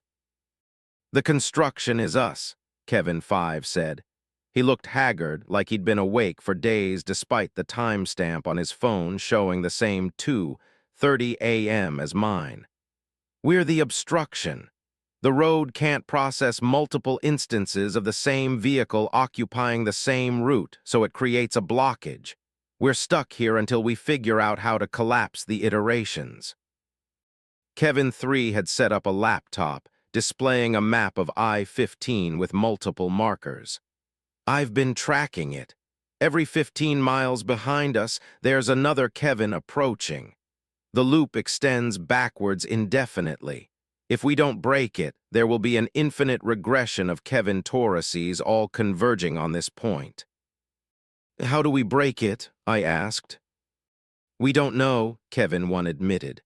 "We've tried everything, turning around, the trucks won't move backward, driving foe. Ruard, we just loop back to 112. Calling for help, nobody answers, or if they do, they report not seeing us at all. We're displaced, temporally isolated, existing in a pocket of recurring now that's separated from linear time." I walked to mile marker 112 itself, examining it for anything unusual. It looked standard, just a green metal post with reflective numbers. But when I touched it, the metal was warm, pulsing with a rhythm like a heartbeat. And I felt something, information, flowing into my mind through the point of contact. The highway was alive, not biologically, but informationally. It was a system, a network of interconnected decisions and destinations, processing millions of vehicles and billions of individual moments of transit. And sometimes, rarely, the system glitched, encountered paradoxes it couldn't resolve. When that happened, it created loops, isolated pockets of recursive time where the paradox could be contained without affecting the larger network. I'd become a paradox when my GPS showed me simultaneously at two locations. The highway couldn't reconcile that information, so it had created a loop to quarantine the conflicting data. And now I was stuck in it, generating new iterations of myself every 15 miles, each one adding to the paradox, making it worse. "We need to create a coherent position," I said, the understanding arriving fully formed. "The highway thinks we're in multiple places at once. We need to be in only one place, decisively, unmistakably." "How?" Kevin 7 asked. I looked at the 8 trucks, the 8 versions of myself. "We need to merge, occupy the exact same coordinates simultaneously, force the highway to recognize us as a single vehicle instead of 8. That would require driving our trucks into the same space at the same time," Kevin 2 said. "We'd crash, we'd die. Or we'd collapse into a single instance. One truck, one Kevin, one coherent position." The Kevins looked at each other, silent communication passing between identical faces. We were, after all, the same person, same risk assessment, same survival instinct, same desperate willingness to try anything to escape an impossible situation. We got into our trucks. Kevin 1 counted down over CB radio. "On my mark, all vehicles accelerate toward mile marker 112 simultaneously. Maximum speed, 3, 2, 1, mark." 8 engines roared. 8 trucks accelerated toward the same point from different angles.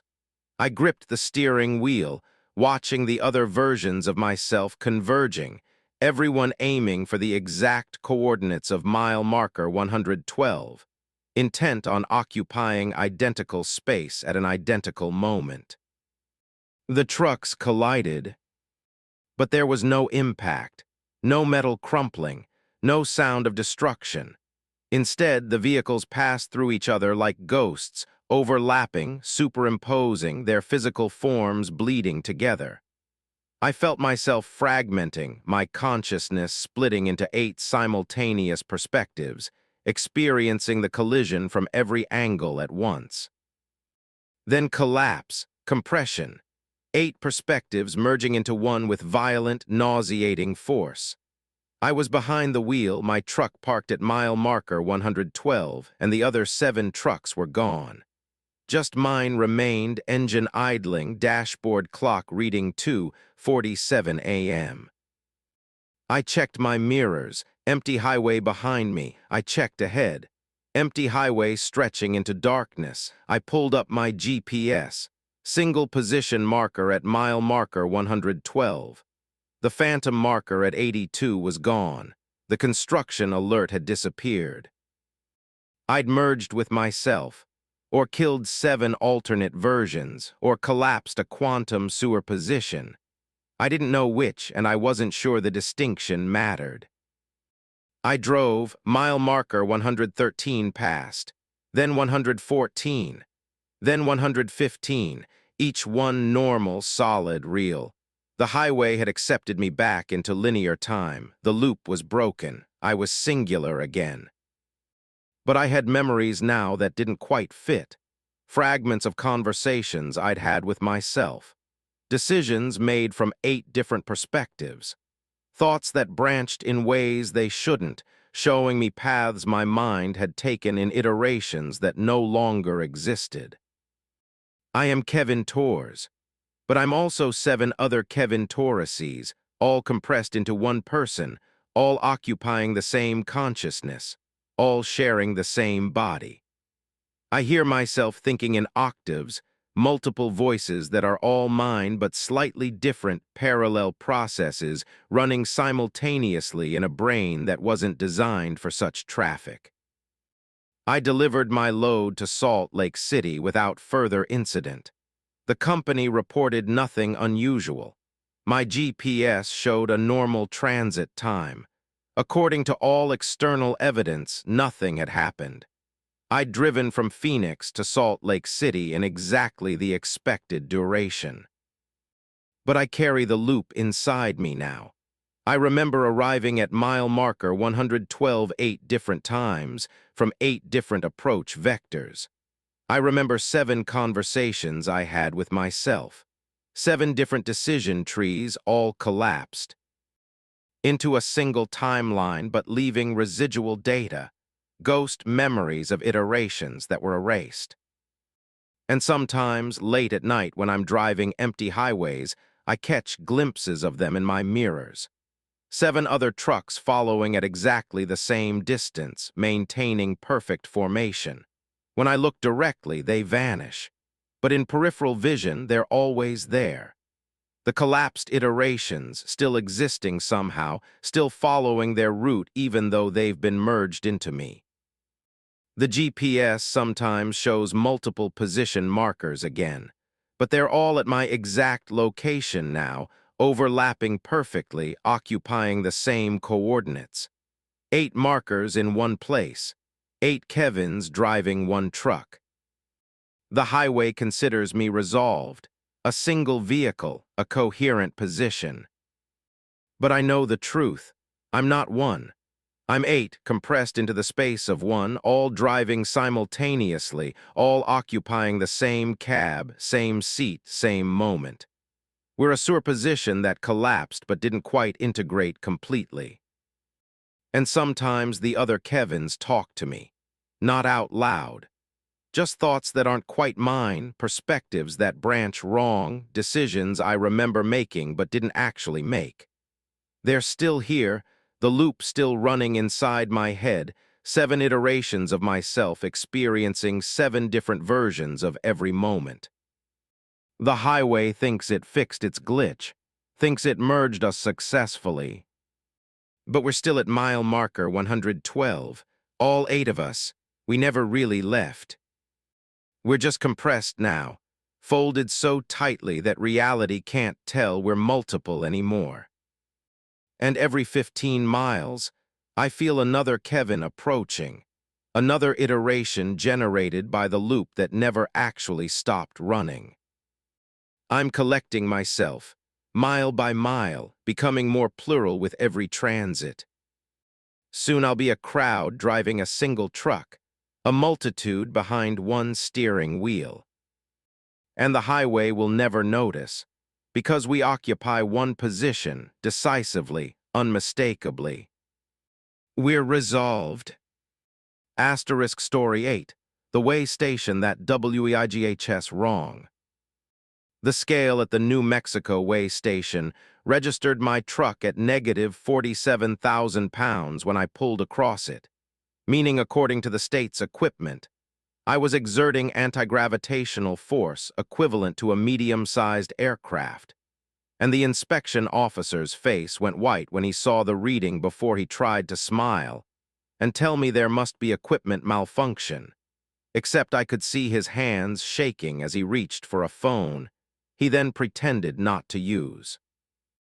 I'd been hauling freight for 19 years, and scales don't make mistakes like that. They measure physical weight, mass fundamental properties of matter. They don't produce negative numbers unless something has fundamentally broken with the thing being weighed. My name is James Chen Williams, 53 years old, running flatbed freight for Morrison Transport. This particular load was industrial steel beams from El Paso to Denver, standard cargo, heavy but nothing exceptional. I'd weighed the truck at the shipper's facility, 82,300 pounds, exactly what the manifest specified.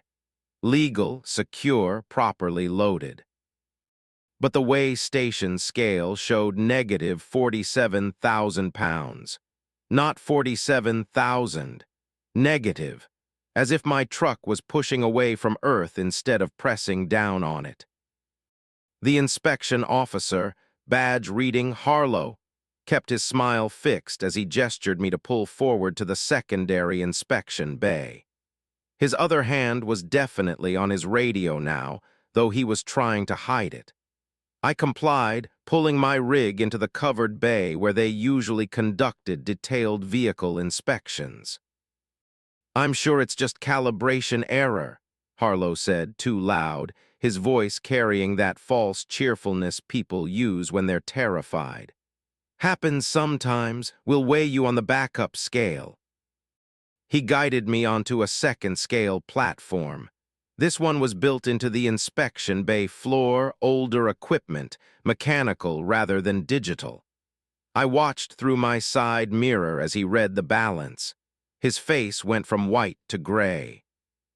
"What does it say?" I called down through my window. He didn't answer immediately, just stared at the scale's indicator, his mouth working soundlessly. Finally, "Negative 62,000 pounds. Mr. Chen Williams, I need you to step down from your vehicle, slowly, and keep your hands visible." "What's going on?" "Your truck is losing weight. Between the first scale and this one, you lost 15,000 pounds, or gained 15,000 pounds of negative mass. I don't know how that's possible." I climbed down, moving carefully. Harlow had backed away from my truck, maintaining distance like it was radioactive. Other inspection officers had appeared, 3 of them, all keeping their distance, all staring at my rig with expressions mixing fear and confusion. "Check your cargo," Harlow said. "Make sure it's still secure." I walked around to the flatbed. The steel beams were exactly where they should be, strapped down tight, none of the tie-downs showing stress. But something was wrong with how they looked. The metal had a strange quality, a slight translucence, as if the beams were becoming less solid, less present. I reached out to touch one, and my hand passed through the surface before meeting resistance 2 inches into what should have been solid steel. The beam was losing density, losing mass, becoming lighter than it should be, lighter than it could be, approaching 0 and then passing through it into negative values. Whatever weight it was losing wasn't disappearing, it was inverting. The steel was developing anti-gravity properties. "We need to call federal authorities," one of the other officers said. "This is above our pay grade, way above." "We need to evacuate the weigh station," another countered. "If that truck keeps losing weight, if it goes negative enough, what happens? Does it fly? Does it implode? Do we want to be here when it reaches?" She didn't finish because my truck lurched. Not forward or backward. Up. The rear wheels lifted 6 inches off the scale, the truck tilting backward, the front wheels straining against pavement as gravity reversed on the cargo. The steel beams, now almost completely translucent, were pulling upward, trying to rise, dragging the truck with them. I dove for my cab, climbing back inside, slamming the door. If the truck was going to float away, I was going with it. Abandoning it would leave me stranded and probably in federal custody trying to explain physics violations I didn't understand. "Get away from the truck," Harlow screamed at me, running toward the inspection bay. "Get out now." But the rear wheels were rising faster, the truck tilting to 45 degrees, then 60, then 90. I was hanging in my seat belt as my rig rotated to vertical, the cab pointing straight up, the flatbed and its impossible cargo pulling everything skyward. Through my windshield, I could see the inspection bay ceiling approaching, could see Harlow and the others running for the exit. The truck punched through the roof. Not crashing through, punching cleanly, the metal and concrete parting around my vehicle like water around a rising bubble. No debris, no resistance, just smooth passage upward, the way station structure flowing aside to let me pass.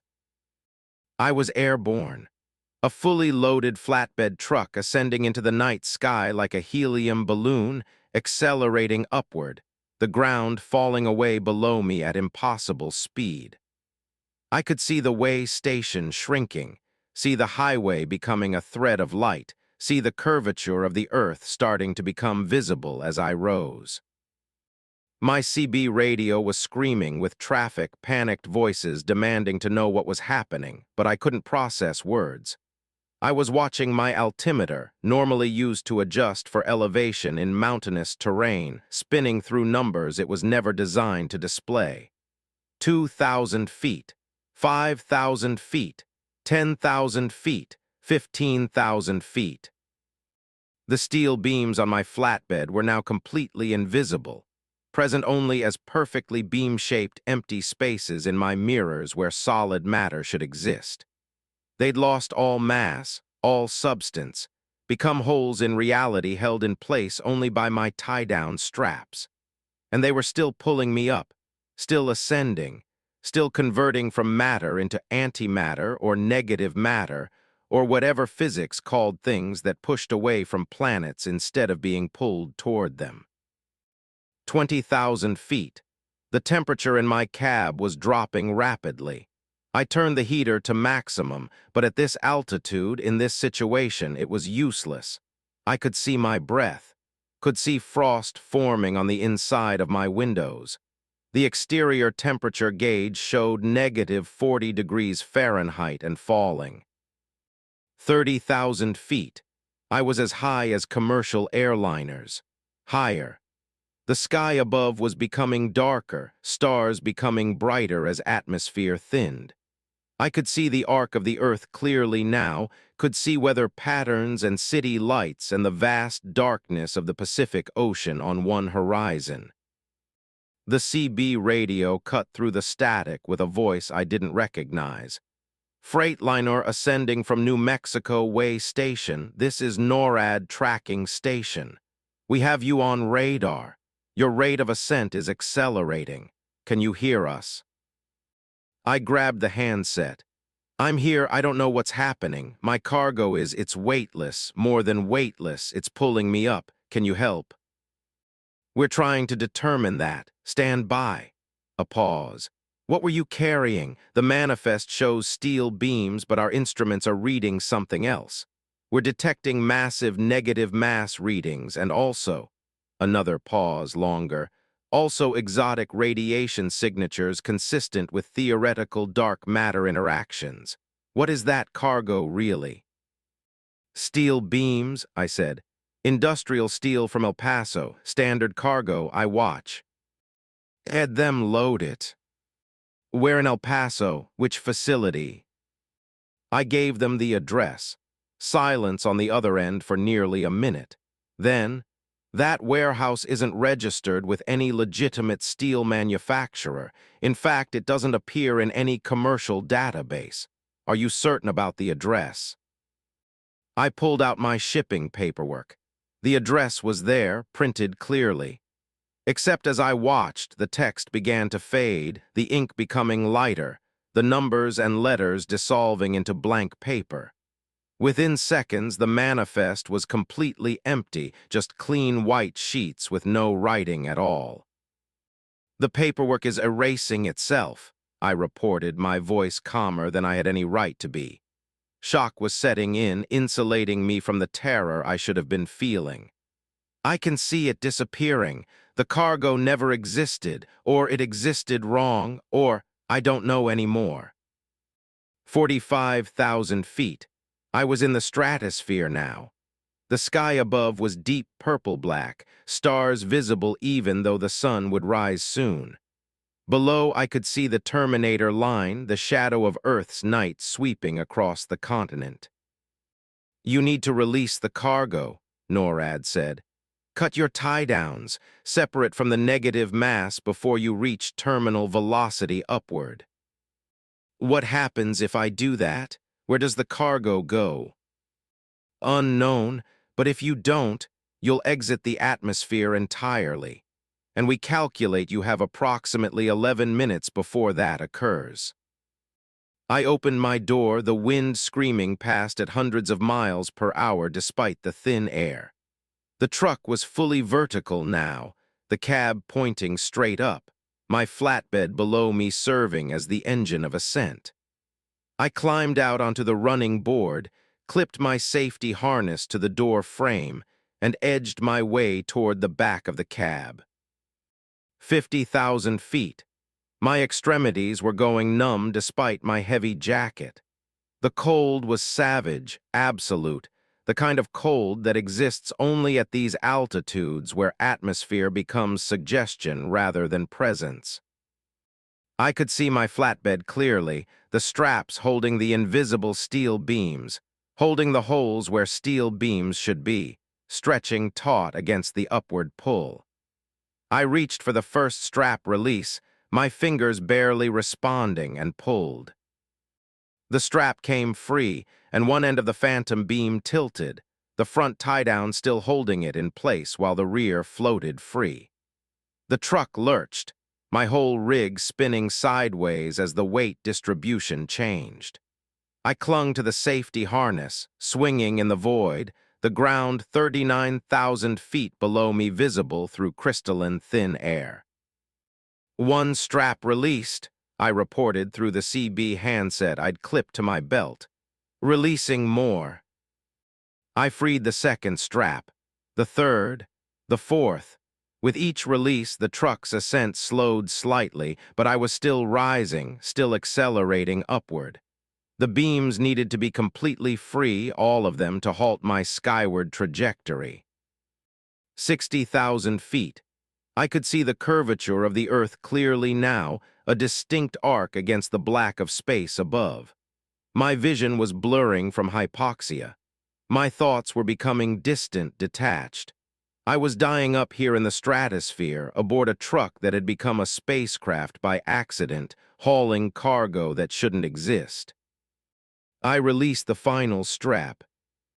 The invisible beams, the holes in reality shaped like steel, floated away from my flatbed, drifting upward faster now that they were free of my truck's mass. I watched them rise, watched them accelerate, watched them disappear into the deep black of space above, leaving no trail, no indication they'd ever existed except my memory and the way station scales that had registered impossible negative weight. My truck stopped ascending. For one perfect moment, I hung suspended at 62,000 feet, at the very edge of space, weightless and still. I could see the Earth below me, could see the sun beginning to rise over the Atlantic, could see the impossible beauty of dawn from higher than any truck had ever been. Then gravity reasserted itself, and I began to fall. NORAD was shouting instructions, something about deploying emergency parachutes, about rescue helicopters, about procedures for aerial emergencies.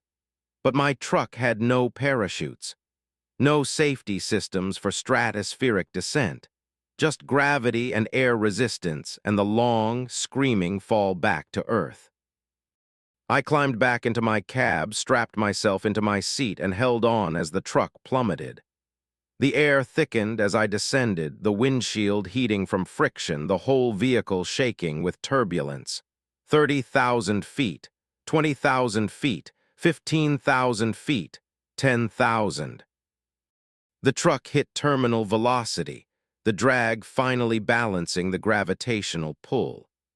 I was falling at approximately 120 miles per hour, surrounded by a vehicle that had no business being airborne but somehow remained intact, the aerodynamics of cab and trailer creating just enough stability to prevent tumbling. 5,000 feet.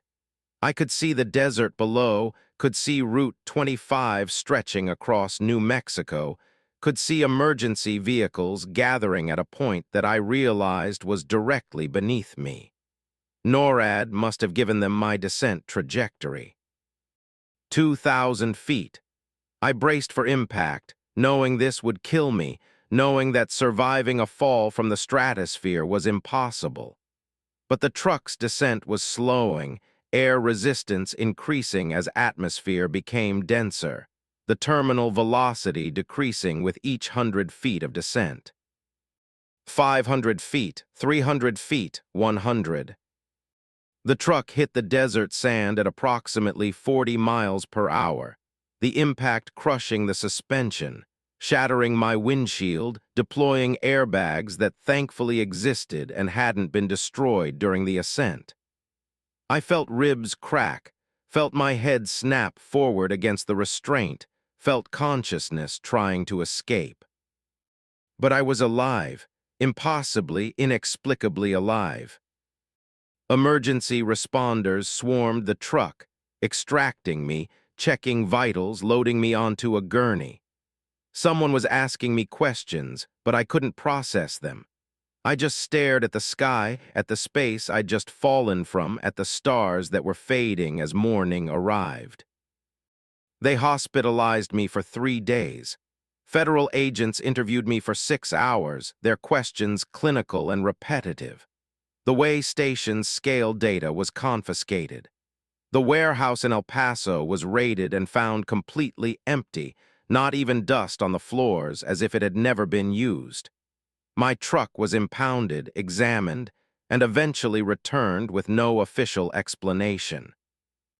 Morrison Transport fired me, citing safety violations and unauthorized deviation from route. But they couldn't specify what I'd done wrong because officially nothing had happened. The manifest had erased itself. The cargo didn't exist. I'd apparently driven from El Paso to the middle of the New Mexico desert and crashed my truck for no reason. But I know what happened. I know I touched space. I know I hauled negative mass, impossible cargo that pulled me skyward when it should have pushed me down. I know someone somewhere loaded my trailer with matter that had been inverted somehow, made to repel instead of attract. And I know they're still out there, still loading trucks with impossible cargo, still sending drivers into situations they can't understand and won't survive. I don't haul freight anymore. Can't. My commercial license was suspended pending psychological evaluation that I refused to attend. But sometimes, late at night, I feel it. The pull. The upward draw, like my body remembers what it felt like to be weightless, to be rising, to be free of Earth's grip. And I find myself staring at scales. Bathroom scales, postal scales, industrial truck scales, watching the numbers, waiting for them to show negative weight. Waiting for gravity to reverse and pull me skyward one more time. Because I remember the view from 62,000 feet. I remember seeing Earth as a whole thing, curved and beautiful and impossibly fragile. And part of me wants to see it again, even if it means hauling cargo that weighs less than nothing. Even if it means falling from space a second time. Even if it means never coming back. Asterisk Story 9, the rest area that faces inward. The bathroom mirror at the Colorado rest area showed me brushing my teeth in the reflection, performing an action I hadn't started yet. Then showed me walking out the door while I was still standing at the sink watching myself leave. And when I actually did walk out 30 seconds later, I found myself waiting outside, having already exited through a door I hadn't reached yet, and my duplicate said, "Don't go back in there." The mirrors show the wrong time in my exact voice before dissolving into translucent fog that smelled like ozone and regret. I'd been a trucker for 16 years, and I'd used thousands of rest area bathrooms, but this was the first one where causality ran backward and future versions of myself appeared to deliver warnings before I'd experienced whatever they were warning me about. My name is Rachel Kwan, 47, hauling temperature-controlled pharmaceuticals for Med-Transit Solutions. This particular rest area was on I-70 eastbound, 40 miles outside of Grand Junction, a facility I'd used dozens of times without incident. Standard layout, parking lot, picnic area, restrooms, vending machines, all built in the 1980s and showing their age. Nothing unusual, nothing that would suggest temporal violations. But the mirror had shown me brushing teeth before I'd opened my toiletry bag, had shown me completing an action I hadn't yet begun.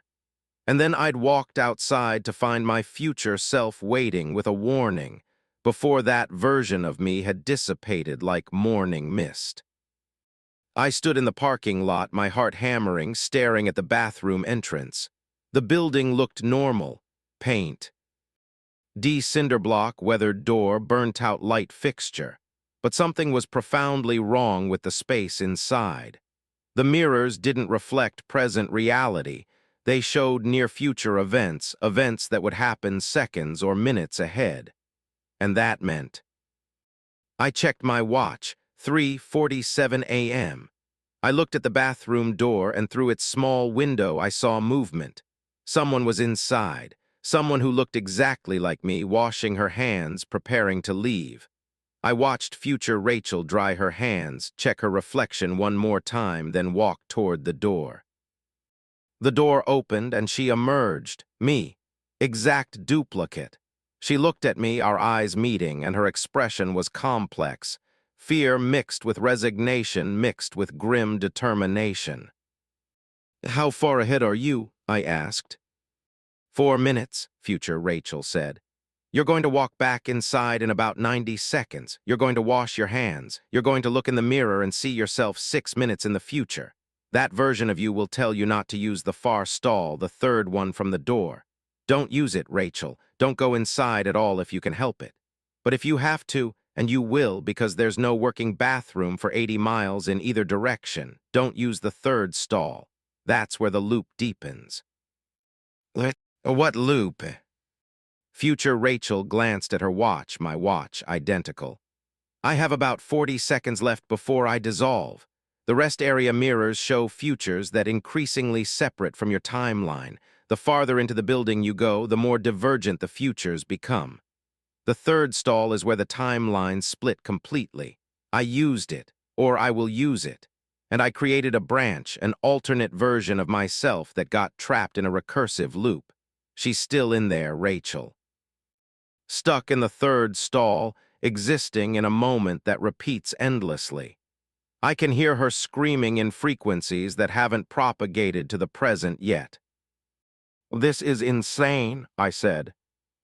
"I know. I said the same thing 4 minutes ago, but you're going to go back inside because you need to use the bathroom and because human curiosity is stronger than human survival instinct.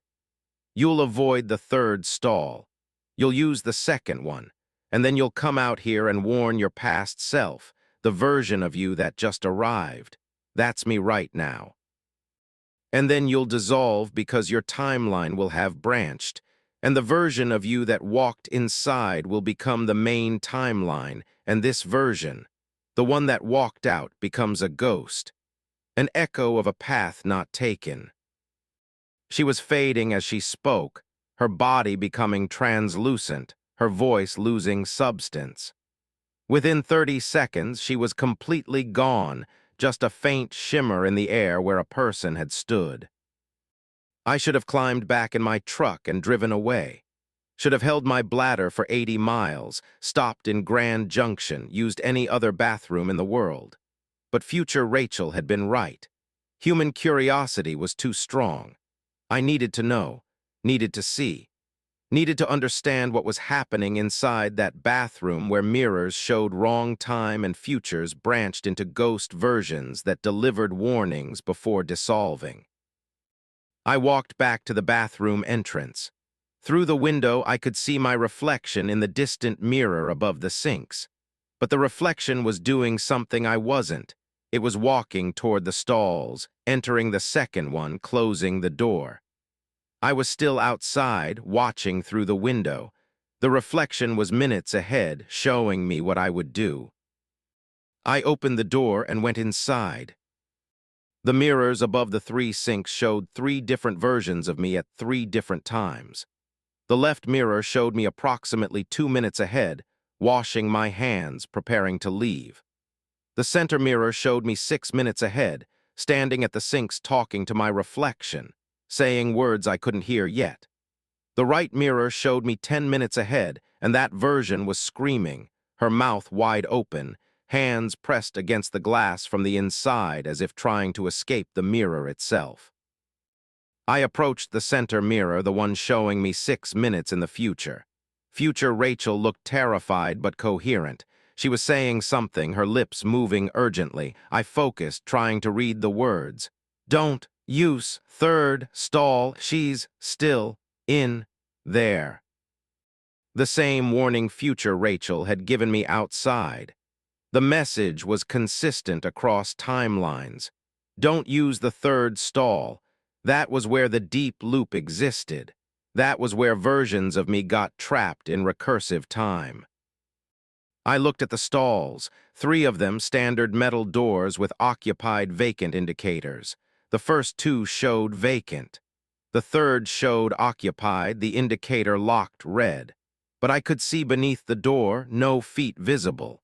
No one was inside, just the locked indicator suggesting presence where none existed. Or presence that existed in wrong time. Someone in there, boo. Not in my present. Someone in there in their own perpetual now, locked in a moment that repeated forever. I chose the second stall like Future Rachel had instructed. Used it quickly, not looking at any reflective surfaces, not checking the back of the door where a small mirror tile was mounted. I could hear something through the wall I shared with the third stall. Breathing. Crying.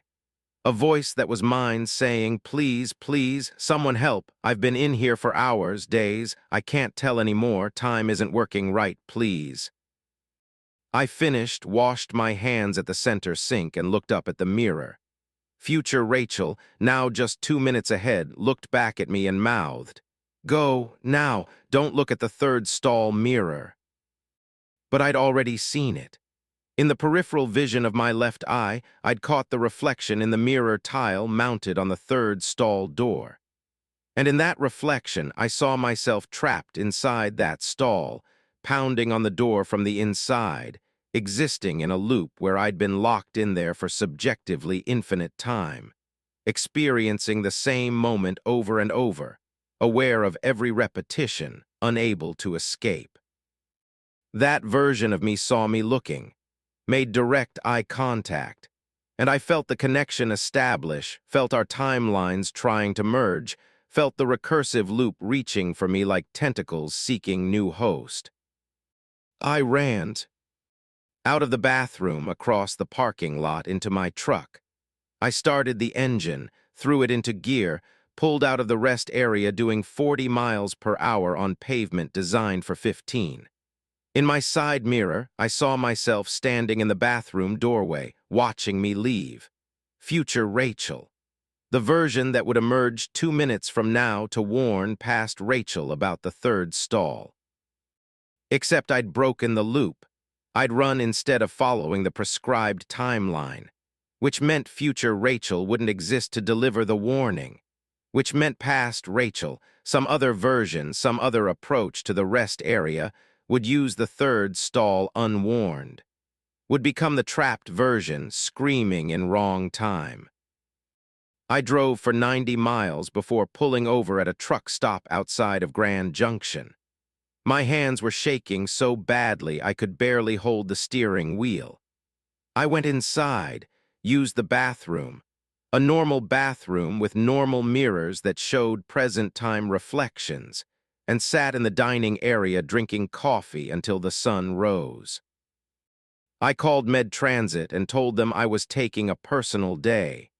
Parked my truck at the facility and took a Uber home, something I'd never done mid-route. But I couldn't drive. couldn't function. My mind kept cycling through the timelines, the branches, the versions of me scattered across different decisions. That night, I dreamed I was in the third stall, locked in, unable to leave, experiencing the same moment in infinite repetition. In the dream, I could hear other versions of myself in the adjacent stalls, all trapped in their own loops, all screaming in different frequencies that harmonized into a chord of temporal distortion. I woke up screaming. This continued for 3 weeks. Every time I closed my eyes, I was back in that rest area bathroom, back in that recursive moment, back in the timelines that branched and collapsed and trapped versions of me in wrong time. I couldn't drive I-70 anymore, couldn't pass that rest area. Med-Transit had to reassign my routes. 2 months later, I read a news article. A trucker had disappeared at a Colorado rest area on I-70. Her truck was found in the parking lot, doors locked, cargo intact.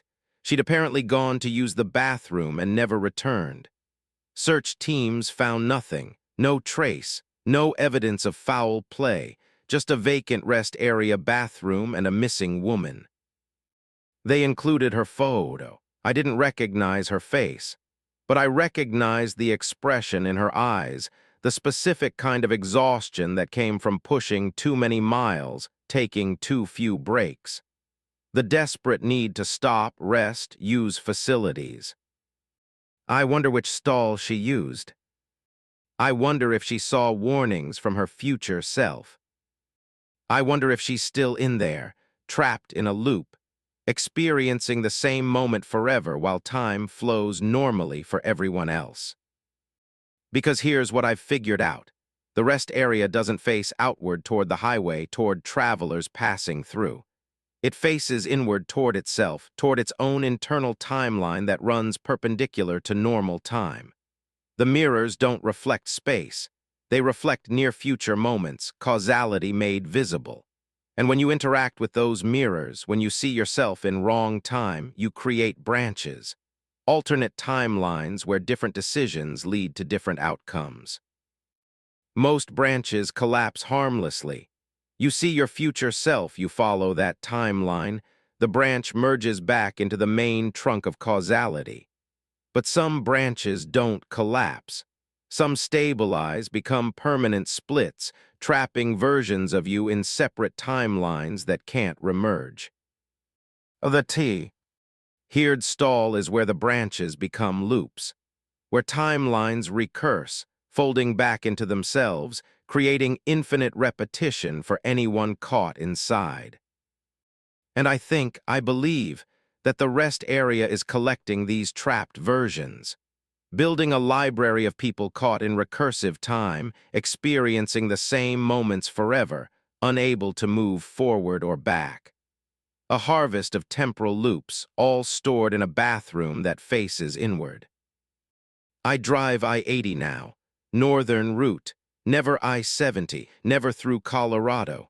I've detoured hundreds of miles to avoid that rest area. But sometimes I see her in my mirrors, the version of me that used the third stall, the one that's still in there, still experiencing that same moment, still screaming for help that will never arrive because help would have to travel backward through branching timelines to reach her. She looks exactly like me but worn down, deteriorated, as if she's aged years in subjective time while only minutes pass outside. Her eyes have the hollow look of someone who's experienced infinite repetition of the same brief moment. And she's trying to tell me something, mouthing words I can't quite read. I think she's saying it's spreading. I think she's saying the loops are growing, extending beyond the rest area, reaching into normal bathrooms, normal mirrors, normal reflective surfaces. I think she's warning me that the recursive timelines are seeking new hosts, new places to trap people in wrong time. Because I've noticed something recently. When I look in mirrors, my reflection is sometimes slightly delayed, just a fraction of a second behind my actual movements. or sometimes slightly ahead, completing gestures before I make them. The rest area is in me now, or I'm in the rest area. The distinction is becoming harder to maintain. I write this as a warning. Avoid the Colorado rest area at mile marker 47 on I-70 eastbound. Don't use the bathrooms, don't look in the mirrors, and especially don't use the third stall. Because if you do, you'll join the collection. You'll become another trapped moment, another recursive loop, another version of yourself screaming in wrong time while the world moves on without you. The rest area faces inward. And once you're inside, you're always inside.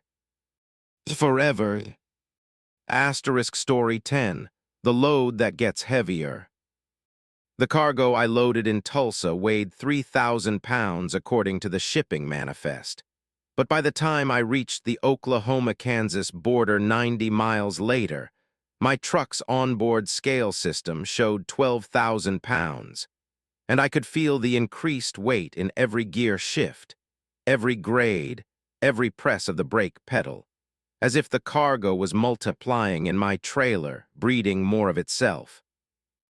Adding mass that violated conservation of energy and made my suspension groan with strain that should have been impossible for a load that was supposed to be simple electronics components in lightweight packaging.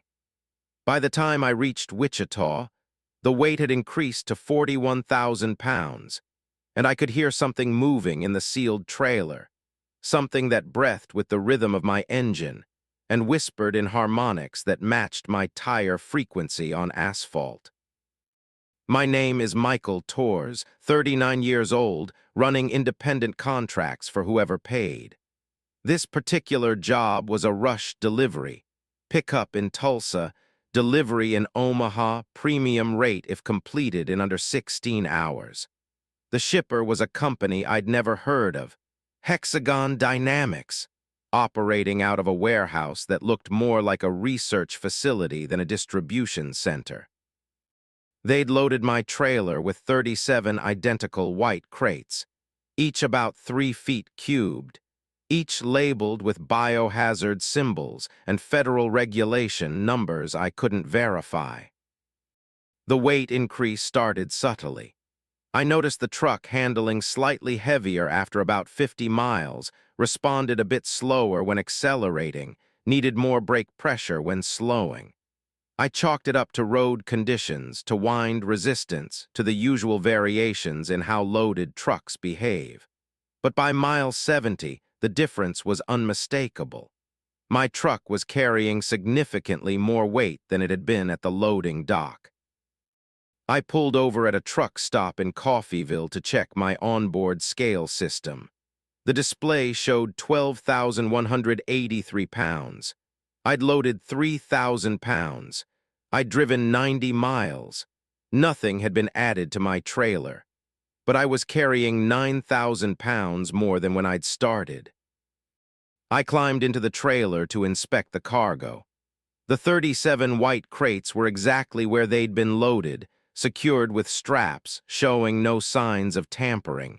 But they looked different, denser.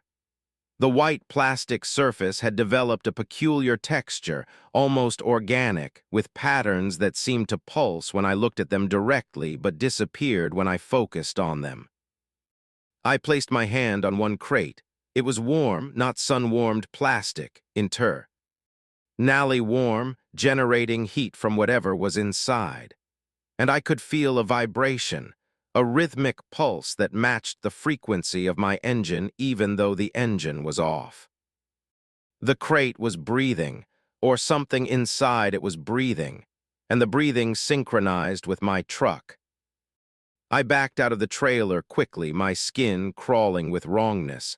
I called the shipping company. The number went to a disconnected line. I called the delivery contact in Omaha. No answer.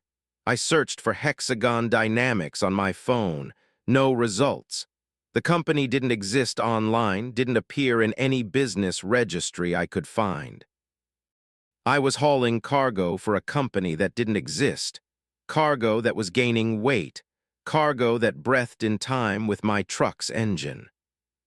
I should have abandoned the load right then, called the police, explained the situation, walked away from whatever this was. But I had a completion bonus on the line, $5,000 that would cover my mortgage for 2 months. And some desperate part of me insisted there had to be a rational explanation. Faulty scale, water absorption in packaging, something normal that I was misunderstanding. I kept driving.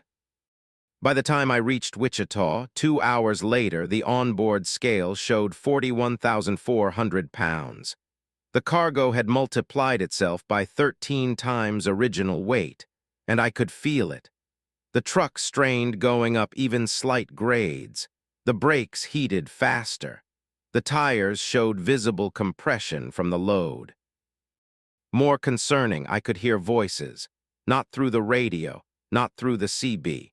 Through the metal of the cab itself, vibrations that resolved into words, dozens of voices speaking in unison, all saying variations of the same message. We're becoming, we're multiplying, we're preparing for emergence. You're the carrier, Michael. You're the vector. When we achieve critical mass, we'll birth and you'll be present for the transformation. I drove faster, suddenly desperate to reach Omaha, deliver this impossible cargo, get it out of my truck. The weight kept increasing. 50,000 pounds, 60,000 pounds, 82,000 pounds, the legal maximum for commercial trucks in most states. I was beyond legal weight, risking ticket, risking license revocation, but I couldn't stop.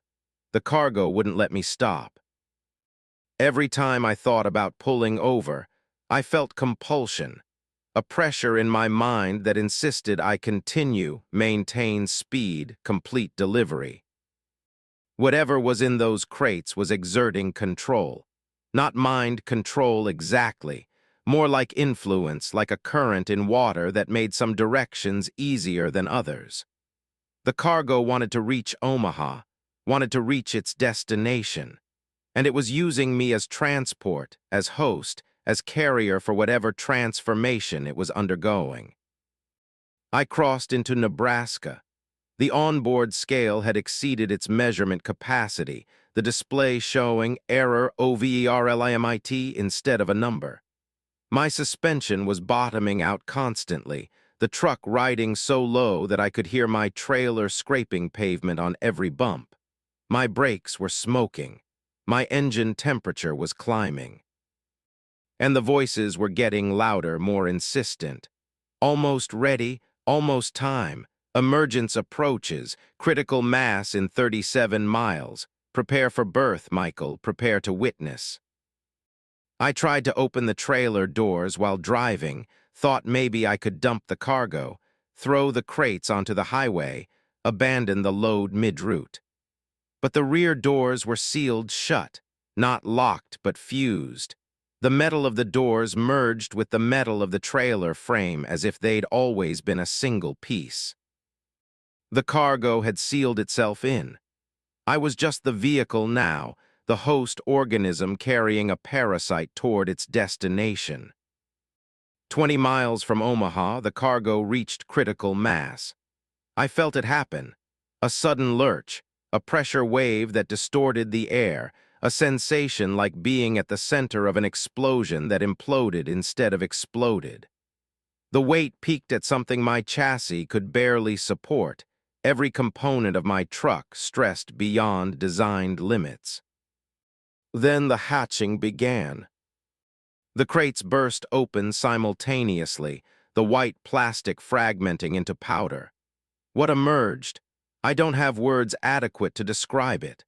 Organic machinery, mechanical biology, entities that were both constructed and grown, built from materials that shouldn't exist and arranged in configurations that violated several laws of physics. They filled my trailer completely, a mass of writhing components that integrated with each other, forming a larger structure, a single organism made of 37 smaller ones. And it kept growing, expanding, pressing against the trailer walls, deforming metal, bending structural supports. My trailer exploded outward, not violently. The metal just peeled away like foil, falling off in sheets, revealing the thing inside. It was 20 feet tall, roughly humanoid, but with too many limbs, too many joints.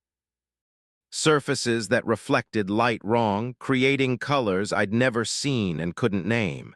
And it was looking at me. All of it. Every surface oriented in my direction, focused on the cab where I sat frozen in horror. "Thank you, carrier," it said in thousands of voices speaking in perfect harmony. "You delivered us to emergence point. You carried us through gestation. We're born now. Born into this world, this reality, this configuration of space-time. And you'll be remembered. The first human to witness our arrival. The first to carry us. The first to understand that your species' time as dominant form is concluding." It stepped off the flatbed. I'd been hauling flatbed with tarps, I realized, not enclosed trailer. That detail had been edited in my memory somehow and touched the ground. Where its limbs made contact with pavement, the asphalt changed, becoming something else, something organic and technological simultaneously. The transformation spread outward in a circle, converting road to living surface, matter to integrated system. "We're the next phase," it continued. "Post-biological, post-mechanical. The synthesis your species has been approaching without realizing, and we're self-replicating, consuming, converting. In 3,000 years, this planet will be entirely ours. Every atom reorganized into us. And it started here, carried across state lines in your truck, birthed in a field outside Omaha because this location's coordinates align with other sites globally where our siblings are simultaneously emerging." I couldn't move, couldn't speak, could only watch as it grew larger, as more of the road converted to its substance, as it split into multiple entities that spread in different directions, each one a seed for further transformation. My truck's engine died. All the electronics went dark. Around me, every vehicle on the highway suffered the same fate, cars and trucks coasting to stops as the entity absorbed their energy, their metal, their fundamental material structure. It was consuming everything technological within a mile radius, breaking it down, incorporating components, growing exponentially. Then abruptly it stopped. The expansion halted, the growth ceased. The entity froze in place, its surfaces becoming rigid, its colors fading to gray. Within seconds, it had petrified completely, becoming a strange statue in the shape of something that had briefly been alive. Military helicopters appeared, fast movers I hadn't heard approaching. Personnel in hazmat suits swarmed the area, establishing perimeter, scanning the entity with equipment I didn't recognize. Someone approached my truck, a woman in a black suit, no hazmat gear, apparently unconcerned about contamination. "Mr. Torres, step down from your vehicle, please," slowly. I complied, my legs barely supporting my weight. What was that thing? An emergence event. This is the 47th one we've contained this year. They're probes, seeds sent from post-technological civilizations in the future, backward through time, attempting to establish themselves in our present. They grow exponentially if uncontained, converting matter to their substrate, attempting to establish dominance. But we've learned how to shut them down. Temporal dampening fields that freeze them at the moment of emergence. Why was I carrying one? You weren't originally. The cargo you loaded was legitimate electronics components, but the entity's past self, its sending point in the future, identified your truck as a viable carrier. It edited the timeline, changed what you loaded, altered your memories of the pickup. By the time you noticed something was wrong, the entity was already gestating, adding mass by pulling material from future states of itself into present configuration. Oh, this is insane. This is the world now, Mr. Torres. We're in a time war. Future post-biological civilizations trying to establish themselves in our present by sending seeds backward. And with a containment team, identifying emergence events and neutralizing them before they can achieve critical mass. You were unlucky. Wrong place, wrong time, identified as a carrier by an entity that can manipulate probability across timelines. She handed me a card. You'll be compensated significantly, and you'll be monitored. Carriers sometimes experience side effects. Memory corruption, temporal displacement, probability anomalies. If anything unusual happens, call that number immediately. They confiscated my truck, quarantined it as contaminated by future tech. I was paid $200,000 and sworn to legal non-disclosure that would result in federal prosecution if violated. But I can't stay quiet. People need to know. If you're hauling cargo and it starts getting heavier, if your load increases in weight without explanation, if you hear breathing from your trailer that synchronizes with your engine, abandon it. Immediately. Walk away. Because you're not carrying RML freight. You're carrying the future, or one possible future, or the attempt by something that exists ahead of us in time to establish itself in our present. I don't haul freight anymore. Can't. My CDL was revoked on medical grounds after I developed what they called temporal displacement syndrome. I experience time non-linearly sometimes. I remember things that haven't happened yet. I forget things that did happen. My past and future are bleeding together, becoming one fluid probability cloud instead of fixed sequence. The containment team says it's permanent. Says I was exposed to too much of the entity's temporal field during those hours of gestation. Says I'm now slightly unstuck in time, experiencing reality as the entity experienced it. All moments simultaneously, past and future equally present. And I can see them, the entities, everywhere. Dormant seeds waiting in warehouses, in cargo holds, in the trunks of cars, waiting for carriers, waiting for the right probability confluence that will let them emerge and grow and transform matter into their substrate. We're losing the time war, slowly, incrementally. Each contained emergence is just one of thousands happening globally. The future is colonizing the present, one truck driver, one cargo load, one emergence event at a time. And I can't stop it. Can't even warn people properly because the non-disclosure agreement prevents me from sharing specifics, from naming names, from providing evidence. All I can say is, watch your cargo weight. If it increases, run. Because the future is heavier than the present, and it's being delivered in trucks driven by people who don't know what they're carrying. I was one of them.